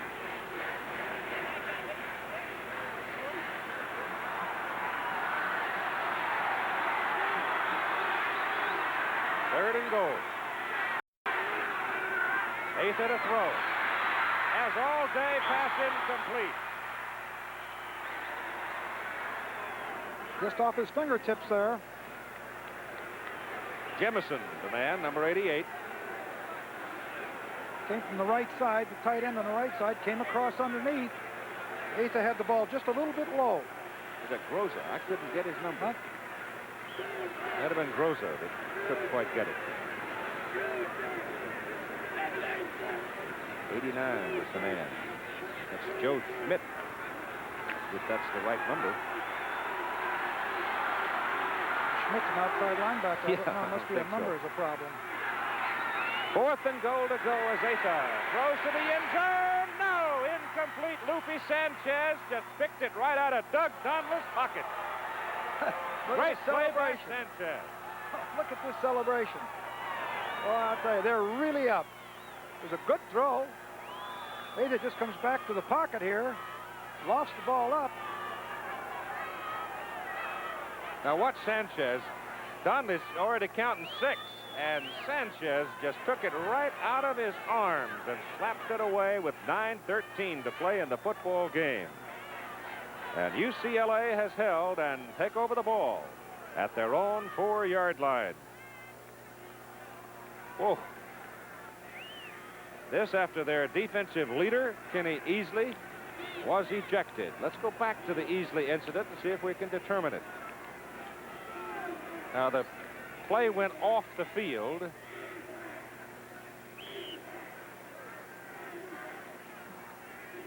He's obviously pretty hot right there. Oh, I see. That's what it was. That's what it was. He's lost his temper. Ramsey now hands the ball off to Freeman McNeil, and he isn't going anywhere. As Ohio State's trying to pin UCLA deep and get the ball back. 9 minutes to play in the football game. Looked like somebody along the sidelines either was involved earlier with Easley there, some civilian, and then some other fellow was standing nearby, and I don't know if he said anything or not, but he sure got paid for it, didn't he? He really did. That was a different, I thought it was dealing with the player on the ground, but it wasn't at all. No. 2nd down, 11 from the 3. And this time the fullback is the man who gets the ball. And Bruno runs it out near the 10. Let's go back to the Easley thing now. Now you see Easley number 5 right there. There's a fellow over here on the left side wearing a red hat right there. See him? Now here's somebody over here carrying a camera wearing a red hat who pushes Easley from behind. And number 49 or 99, Clemens, steps in between them now. Now Easley's going after the guy in the red hat carrying the camera, and Easley punches him right in the nose. He hit him with a forehand. But it looked to me like the fellow in the red hat made the first contact and pushed Kenny before Kenny belted him in the mouth. Timeout. Introducing an important step ahead for 81, the new Chevy pickup, with new aerodynamic styling and a new trimmer weight, but with a strong Chevy truck frame and massive girder beam suspension. A smooth-running, high-mileage 6-cylinder engine for better EPA mileage estimates than last year. The same big, roomy cab, and even more payload, plus new sleek looks. From the ground up, the 81 Chevy pickups are an important step ahead. Chevy trucks, an important step ahead. This Bud's for everyone who works, so we can play.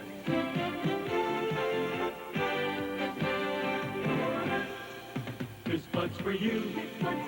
For all you do, the king of beers is coming through. Yeah, just for you. That distinctively clean, crisp taste that says Budweiser. For all you do. This Bud's for you. The Big Ten Conference has among its members 8 of the top 15 universities in the nation with the largest student enrollment. The continuing growth of the Big Ten universities has enabled the conference to provide annually some of the nation's foremost scholars, leaders, and technicians. Sorting out our replay again on the Easley incident here. Now, you see number 5 right there along with number 99. Calvin Murray had the ball. He's out of bounds, and they're now separated. And at this point, we cannot see any indication of a penalty flag. Now, you see Easley is pushed by the man in the red jacket on the right-hand side, and Easley now turns around and goes after him and nails him right there. Punched him. Okay, now, where's the penalty flag? Is this where it is thrown? There's the referee and the umpire. Still a mob. It's hard to, not a mob really, but a crowd to figure it out. Third down and about 4 for UCLA as they're trying to get off the hook here and get a little operating room. But the Ohio State defense holds Bruno, the fullback, right at the line of scrimmage. It'll bring up 4th down, and Ohio State should get pretty good field position. This whole thing goes back to the point, though, I think, when Easley tried to catch the punt, fumbled it, Ohio State got it, and then he made 2 great plays and then got involved in the melee there on the sidelines, and it led to his ejection from the game. Well, frankly, I know what the rule is when you're offending against a penalty against an opposition, but I don't know what a sideline spectator that has incited it, whether or not a player should be ejected. I'll have to check that ruling. The punt is out of there by McFarland as Ohio State put the rush on it. Donnelly back accepts the fair catch at the UCLA 46. So Ohio State has the ball. First down at the UCLA 46 after a 35-yard punt by Matt McFarland. And tempers are a bit edgy out on the field. Well, it seems to me, at looking at that, Keith, that the perpetrator in it was the guy in the red cap that shoved Easley from the rear. Now, he did lose his temper, obviously, but by the same token, he did not offend any of the other players. Well, we should try to get definition from Scotia or Calhoun, the referee, to tell us whether there was foul prior to that incident. Here's the pitch to Calvin Murray. Irv Eatman is after him, and he runs into the sidelines, and Arthur Akers catches him and brings him down. And I might have been a little lost on that play. That Eatman has been a force in this football game today. Second down and a little more than 10 yards to go for Ohio State. It's only speculation from our point of view because we're not close enough to ask the people directly involved in it, and we shall try to sort it out and get the whole story for you. If it happened off the field of play, not involving another player, it seems a rather difficult penalty call. Johnson, the tailback, trying to jam it in the middle of the line, and Eatman was right there, and it's just like running into a wall. Boy, well, he's had some kind of day. Art Schlicter, we are told, from the bench, has a mild concussion and will not come back in the ball game. So the burden now of trying to catch up goes fully onto the shoulders of Bob Atha, a junior out of Columbus. And the clock running against him. Worthington, which is in this area. Yeah, he's a walk-on. Third down and 10. Back to throw. Bruins are after it. Gets his pass off, and it is incomplete. Intended for Johnson, and Avon Riley, linebacker, had got just enough of the ball to spin it away from Johnson. Riley was moving like a secondary man or a safety man rather than a linebacker. 6'3", 215. He can really fly. Did a great job. There's Easley. Yeah, good job. Well, what seemed to happen as Kenny was ejected from the game, it just seemed to fire up the UCLA defensive bunch even more. Yeah, Fourth down for Ohio State. Out of the shotgun, Atha. Penalty flag in the air, and whistle stop it. So let's see what the call is here. Illegal procedure against Ohio State. Seems to me the ruling on ejection may be that it is up to the judgment of the official based on whatever the infraction might be or whatever he might have seen. The more I think about this thing, but we're going to have to get an official ruling on it. Penalty, illegal procedure. Ball is marked back to the Ohio State 49, and the Buckeyes right now, frankly, seem totally out of sync. With 6 minutes and 8 seconds to play in the game, and UCLA leading 17-0. Tell you what's caused that is the UCLA defense. You're right. There's hardly any mystery in it. And more penalty flags. Motion. Yep. Ohio State again moving. That's what I mean. They're out of sync. They're off really balance. Are. Yep. So this one could conceivably go the other way. The white shirts were on the move, And that might be an offside call against them. It is. Whoa, look here. Fourth quarter at Lincoln. Florida State has come back to take a 1-point lead over Nebraska. Everything's happening in college football. You don't think they're not jumping up and down in Florida these days with the way those three teams are playing? Miami, University of Florida, and Florida State? Of course, Florida was being beaten by the LSU. I think it was 10-0 at halftime. We haven't seen a score for a while. Fourth down. Asa back, put it in the air. Pressure zone, pass over the middle, knocked down by Riley. Pass intended for Gary Williams. And now the crowd is really starting to leave Ohio Stadium, feeling that there's no way that their Buckeyes are going to get back in the chase with 6 minutes and 3 seconds to play in the game, at UCLA sitting on a 17-0 lead. Muhammad Ali, the October issue of Inside Sports really zeroes in on football, basketball, and hockey. The only zeros I care about are those in my bank account.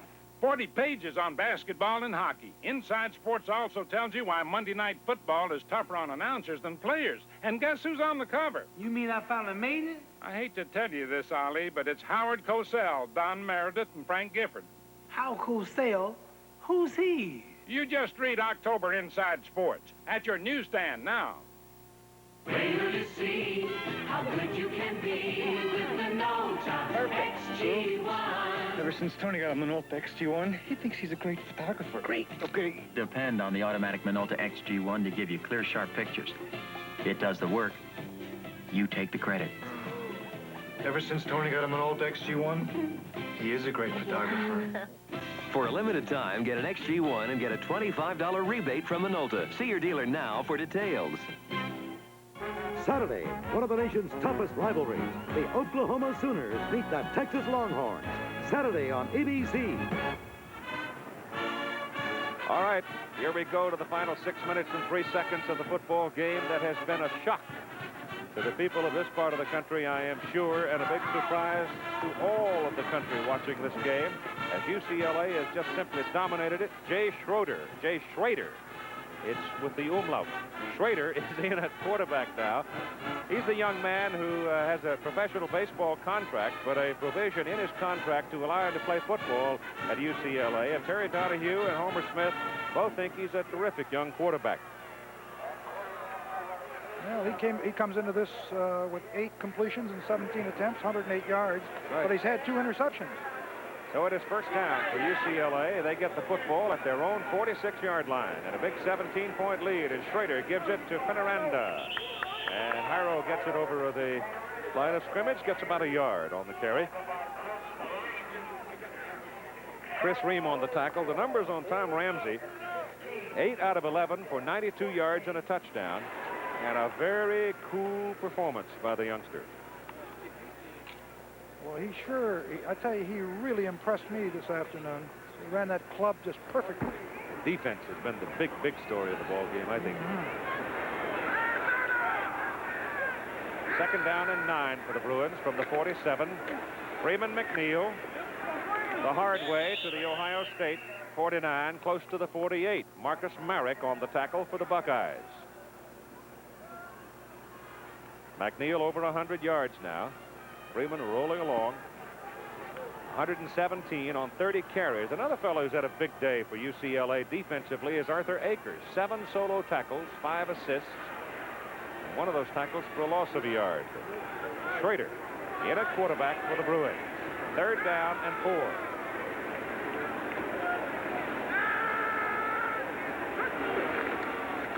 McNeil won't get the first down. They've got him around the 47, and the clock running at 4:40 with Epitropoulos John making the tackle for the Buckeyes. And that'll bring on McFarland to punt.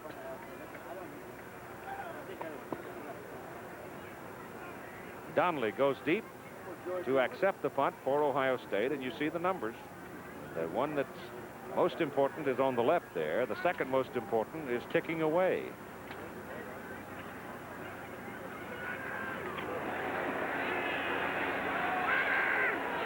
Buckeyes have 6 men up front. McFarland fumbles the ball, gets his kick off, An end-over-ender that takes a big bounce, and it's bouncing around, and UCLA tries to put it down, and they don't get it done. It rolls across and trickles into the end zone, and it'll be a touchback. They could have downed it with a little inside the 5. 3:58 to play. At one time, imported oil was no problem to America. Today, we import over 40% of our oil. If supplies are ever cut off again, it could affect your driving, your heating, your job. Texaco believes conservation must be increased, alternate energy sources developed, exploration and production stepped up, because none of us want to be caught over a barrel. At Texaco, we're working to keep your trust. May I speak to gold medalists and world-class figure skaters, the World Lumberjacks Championships, and a report on the Holmes LE WBC heavyweight bout today. The football is back at the 20 of Ohio State as UCLA was unable to down it deep. And here the Buckeyes now with Schlicter, a mild concussion, unable to come back in the game, and Bob Atha trying to get the Buckeyes rolling, runs out of the pocket, and UCLA jumps on him at the 24 with Eatman and Riley making the tackle. But you look back in perspective, Era, at the game and the way that UCLA's defense blunted Ohio State's offense. I think that has to take something out of a football team like Ohio State, which is a big play team. They have such confidence in the people playing the offense side of it. And all of a sudden, UCLA just sits on the ball, and then the Buckeye offense finally got a chance. The Bruin defense just jumped on it. They really did. They played outside. They only gave 9.3 points per game, and I think that is very significant. That pass is incomplete. It was trapped. It was incomplete with Brad Dwelly coming down, making the catch in front of Walter Lang. Bill Fleming is down on the field, and we will ultimately have a definition of the Easley incident as to why he was ejected from the game. Right now, he's trying to get a microphone working. The football is at the 24, where it's 3rd down and 6 for Ohio State. I'm hearing all kinds of funny things coming up out of the floor of the stadium down there. 3rd down and 17. No, 3rd down and 6. Atha's pass thrown to Gary Williams. And Gary Williams has got a 1st down for Ohio State at the 32. So the Buckeyes are still alive. In on the tackle, Jimmy Turner, number 35, and Avon Riley. So the Buckeyes keep the ball at the 32. 17-0 UCLA with 3 minutes to play in the game. Been a long afternoon for the Buckeyes. They've just not been able to put anything together. Can you take it off? Atha back to throw. Throws it short, incomplete. And pounding in is Mike Barbie, number 89, to deck Bob Atha. Barbie at 245 and Atha at 180. That is a mismatch. And he's just a sophomore, too, that Barbie is. They got some young players over there on the UCLA team. 2nd down and 10. Ball is just beyond the 32. Clock stopping at 2:50 to play in the game. And Ohio Stadium is very quiet right now. That's Johnson in motion. Atha takes the snap, breaks it up the middle, and he breaks it out for an Ohio State 1st down. And now, finally, we can talk to Bill Fleming. Bill, go ahead.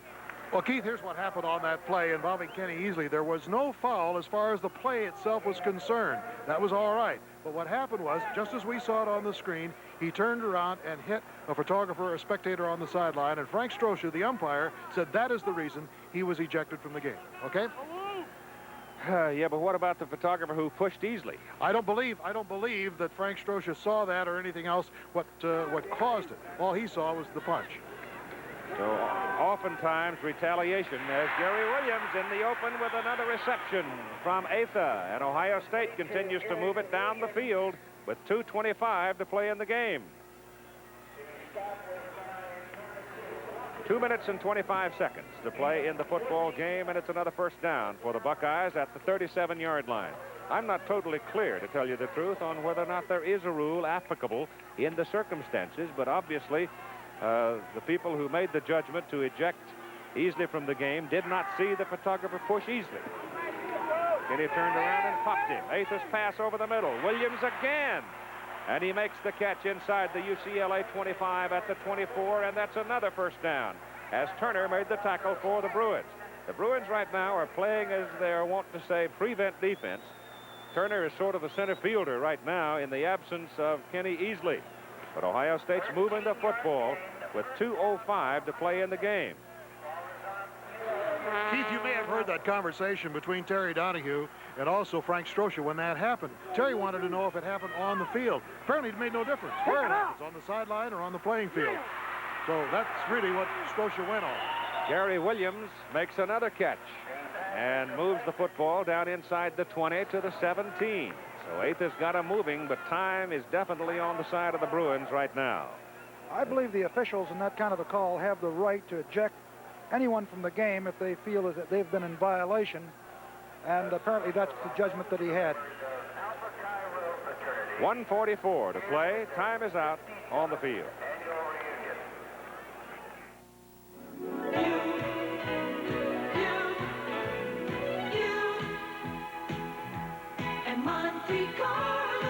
Introducing the new 1981 Monte Carlo. Virtually every inch reshaped, every line resculpted with economical V6 power. A new Monte Carlo. And you'll choose it because you're proud of who you are.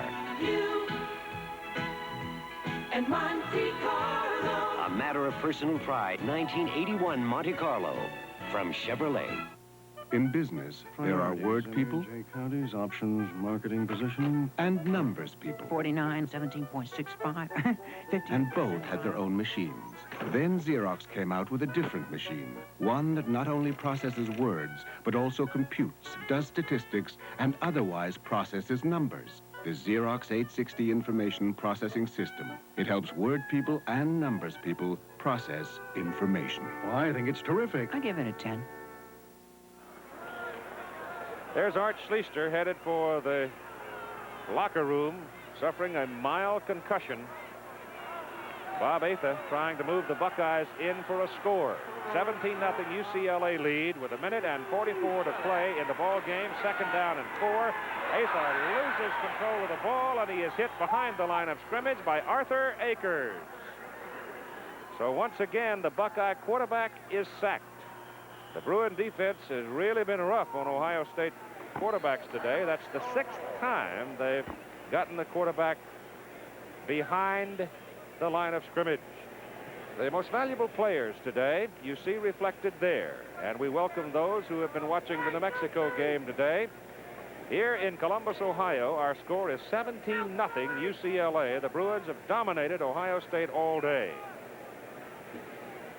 Cal Murray of Ohio State, Irv Eatman, the big defensive tackle for UCLA, each of the universities receiving $1,000 for their general scholarship fund from Chevrolet in the name of those players.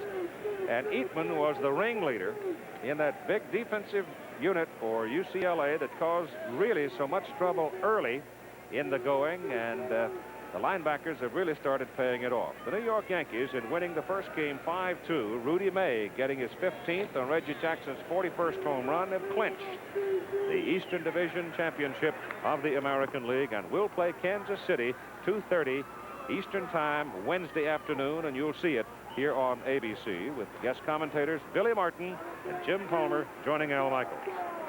1:32 to play in the ball game. 3rd down and 12.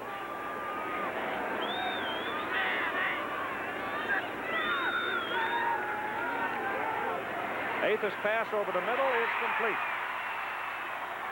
All of a sudden, it's become Gary Williams, Bob Atha, and that time getting into the action was Cedric Anderson, number 22, as the ball is put down just short of the UCLA 10, where it is first down for the Buckeyes. 1:25 to play. Larry Thomas made the tackle for the Bruins. Last time Ohio State was shut out was 78, and Penn State did it 19-0. Atha back to throw, gets his pass off. The pass is incomplete. It bounced in front of the intended receiver, Anderson, in the end zone. 1:11 to play in the game. Prudential College scoreboard with Chris Schenkel and Dave Dials coming up right after the ball game. And again, to restate the Easley incident, he was involved not with an Ohio State player, but with some man carrying a camera and wearing a red jacket on the sidelines. And from the videotape, it appears the man in the red hat pushed Easley, whereupon Kenny turned around and belted him.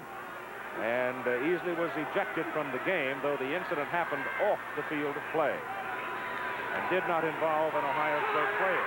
The pass deflected, line of scrimmage, intercepted by UCLA. The Bruins have the ball, and that should do it. Who's got it? Number 53 has the football for the Bruins. Joe Gary, the big defensive tackle. It was slapped up in the air, and Joe Gary comes down with the football. And you've got 1 minute and 1 second to play in the game.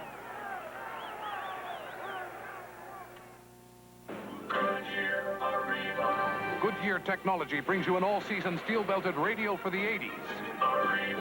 Today, you need a tire that gives you fuel economy and all-season performance, wet, dry traction, and long tread life, hydroplaning resistance, and dry road stability. Arriva. Even its footprint tells you it's different. Only from Goodyear. Goodyear. Quality and innovation. Michelob Light for the winning team, okay? You guys would do that for us?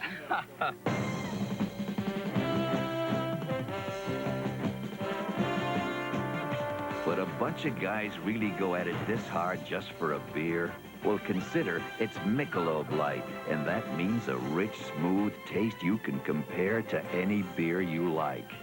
You guys never played like that before. Hey, we never played for a Michelob Light before. Michelob Light, compare the taste. The clock now running. UCLA having snapped the ball. Just put it on the ground. And 30 seconds left to play in the game. During the Prudential College scoreboard, we're going to try to talk to the officials who made the decision to eject Easley so you can get it from the source of authority and clearly understand it. And now time is called as the Bruins are just running the clock off. They'll take a 5-yard penalty here for too much time. But they've got 17 points on the scoreboard and only 20 seconds remaining to play in the football game before a crowd of 88,084, the 8th largest in Ohio State University history here. And it's the 3rd shutout of Ohio State since 1964. But it's been a totally dominating performance by the UCLA Bruins as they are about to win their 4th consecutive game of the 1980 season.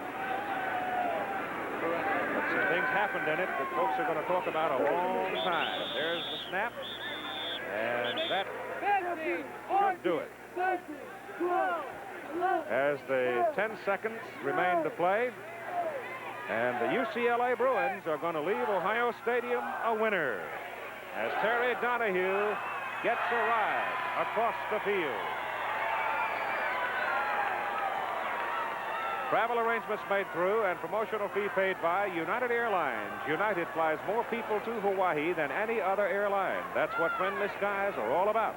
This a presentation of ABC Sports. The final score, UCLA 17, Ohio State nothing.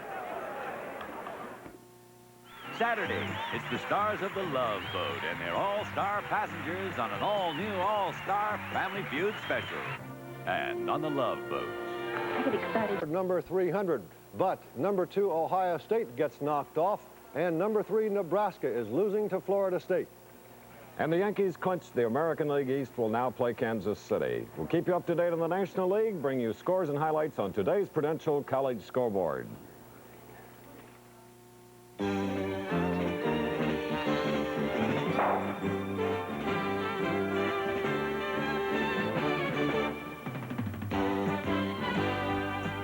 The Prudential College Scoreboard is brought to you by Prudential. For life, health, auto, or home insurance, when you think about your financial security, see your Prudential agent. Get a piece of the rock. Prudential Insurance. From ABC Sports New York, here's Chris Schenkel and Dave Dials. And hello from our New York studio. Hang on, because here we go rapidly. First, Dave Dials. Well, Bear Bryant said it this week, Chris. He said, I'm not gunning for 300. I'm trying to keep from losing number 78, and he's doing just that. Alabama rated number 1, 45-0 over Kentucky, fourth period. UCLA defeating number 2 ranked Ohio State 17-0.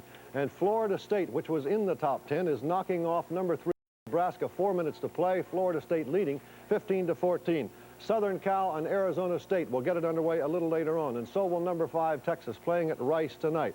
Pittsburgh, 3 touchdown passes. Dan Marino rolling over Maryland by a score of 38-9. Notre Dame got 4 field goals from Oliver. Remember him, the hero of the Michigan game. 26 for Notre Dame, 21 for Michigan State. Georgia off today, will play Ole Miss next week. And Missouri and Penn State. Penn State has just gone in front, 22-21 in the fourth period. Chris will be back with scores in the East. We'll have more details right after this.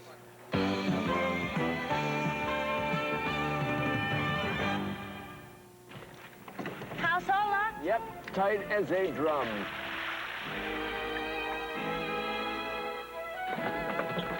What a perfect weekend.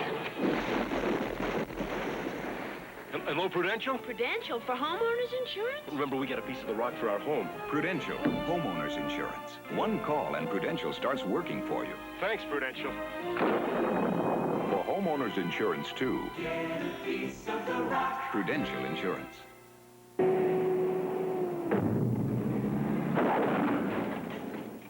Hello, Prudential? Prudential? I have a piece of the rock for my car. Yeah, tell him your car got hit by a hamburger. Prudential Automobile Insurance. One call and Prudential starts working for you. I'm covered? Thanks, Prudential.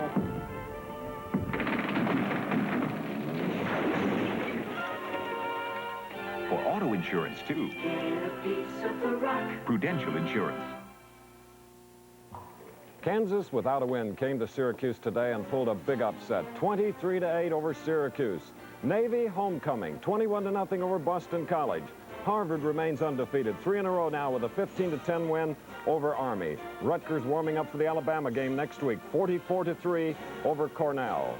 Holy Cross homecoming game, 17-6 victory over Dartmouth. 17-16 the final score. Yale now is 3-0. Brown 28, Princeton 11. Pennsylvania upset Columbia by a score of 24-13. In the South, the Southeastern Conference, LSU upset Florida 24-7. Southern Mississippi playing Ole Miss today in the fourth quarter. It's 28-14. Auburn leading Richmond 41. And Georgia Tech and North Carolina shutout for North Carolina 33-10. Clemson 13, Virginia Tech 10. Wake Forest defeated William & Mary 27-7. And West Virginia, trailing 9-21 at one time, defeated Virginia 45-21. Well, Dave is going to return with scores of the Midwest, but first, this message.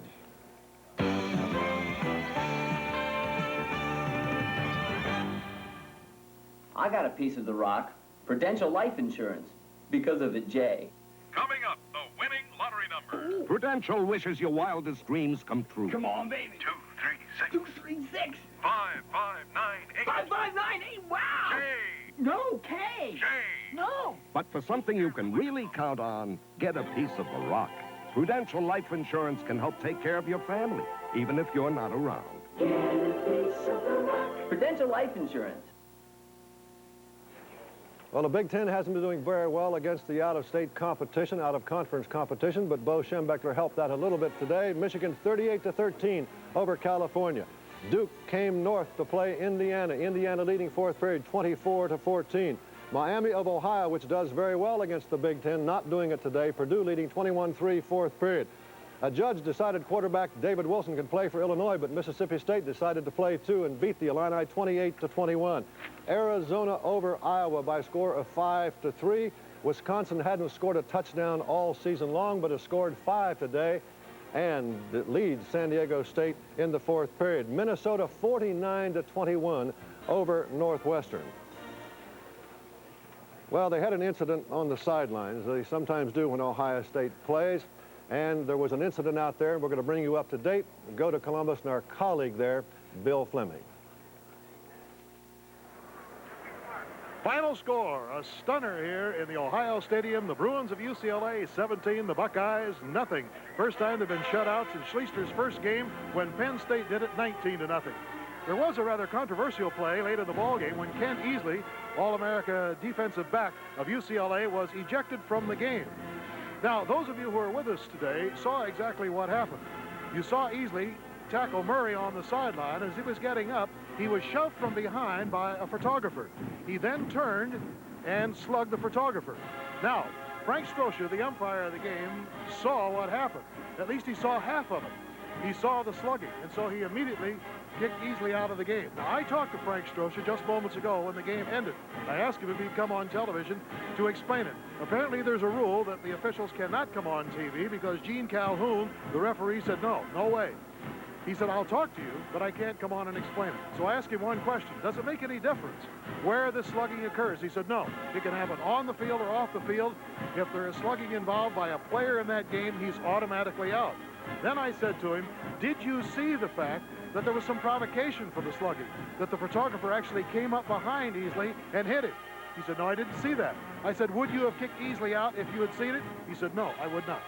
So that simply is the explanation of what happened to Kenny Easley, who sat out the last 5 minutes of today's game. Bill Fleming reporting from the Ohio Stadium. All right, let's check things in the Southwest. Arkansas has defeated TCU 21 straight times. Make that 22. It's 38-7 third period. Texas Tech and Texas A&M are now in the third period. A&M leads 31-7, and Washington invading Oklahoma State. Washington leading 17-10 in the fourth period. We'll be right back right after this. Honey, I'm home. We've been robbed. Hello, Prudential? Yeah, Prudential. I know, renter's insurance. Remember, we have a piece of the rock for our apartment. Prudential Renters Insurance. One call and Prudential starts working for you. We're covered?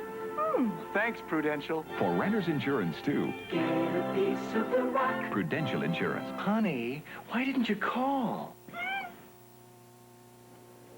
The Philadelphia Phillies need one victory. The Rains are intervening in Montreal. They have not yet got that game underway. They still hope to play it sometime today. Houston needs a victory, sending Nolan Ryan out against the Dodgers, but the Dodgers have scored one run in the second and are still batting.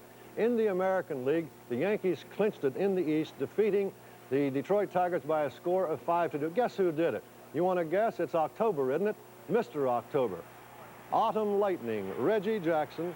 Runners at first and second. Weaver throws for Detroit, and Reggie lugs it right out of the stadium. 1-0 pitch for a 3-run home run. That accounted for the 3 runs that made it final 5-2. A reminder, baseball tomorrow on ABC. And you, of course, will be seeing the playoff action tomorrow. Philadelphia at Montreal or Los Angeles at Houston. And we'll have playoff action all next week right here on ABC. We'll try to check a final. We'll be right back. Wowie, what a beautiful day. You know, the forecast right here in front of me says it's continued fair weather through tomorrow. Skies are going to be clear and there's going to be hotly of That's hail! The size of golf balls! Size of baseballs! I think we better move this party indoors! All right, we're going. All right, good. All right, somebody get the food. Don't panic. Good. I got the door. I'll call Prudential. Why complain to them about the weather? Life insurance won't repair your home. Not life homeowners. We have a piece of the rock for our home, too. Prudential Homeowners Insurance. Make one call and Prudential starts working for you. Speak to your Prudential agent for homeowners insurance. I'm covered? Thanks, Prudential. You can plan on plenty of sunshine today. So, get to the great outdoors. For homeowners insurance, too. Get a piece of the rock. Prudential Insurance.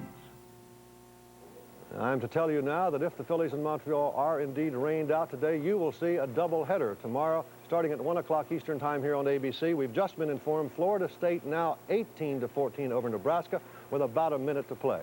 Chris? Thank you, Dave. And thank you for watching. Don't forget Texas, Oklahoma next week. Wide World of Sports follows immediately. Figure skating lumberjack and report on the bout from Las Vegas. See you next week.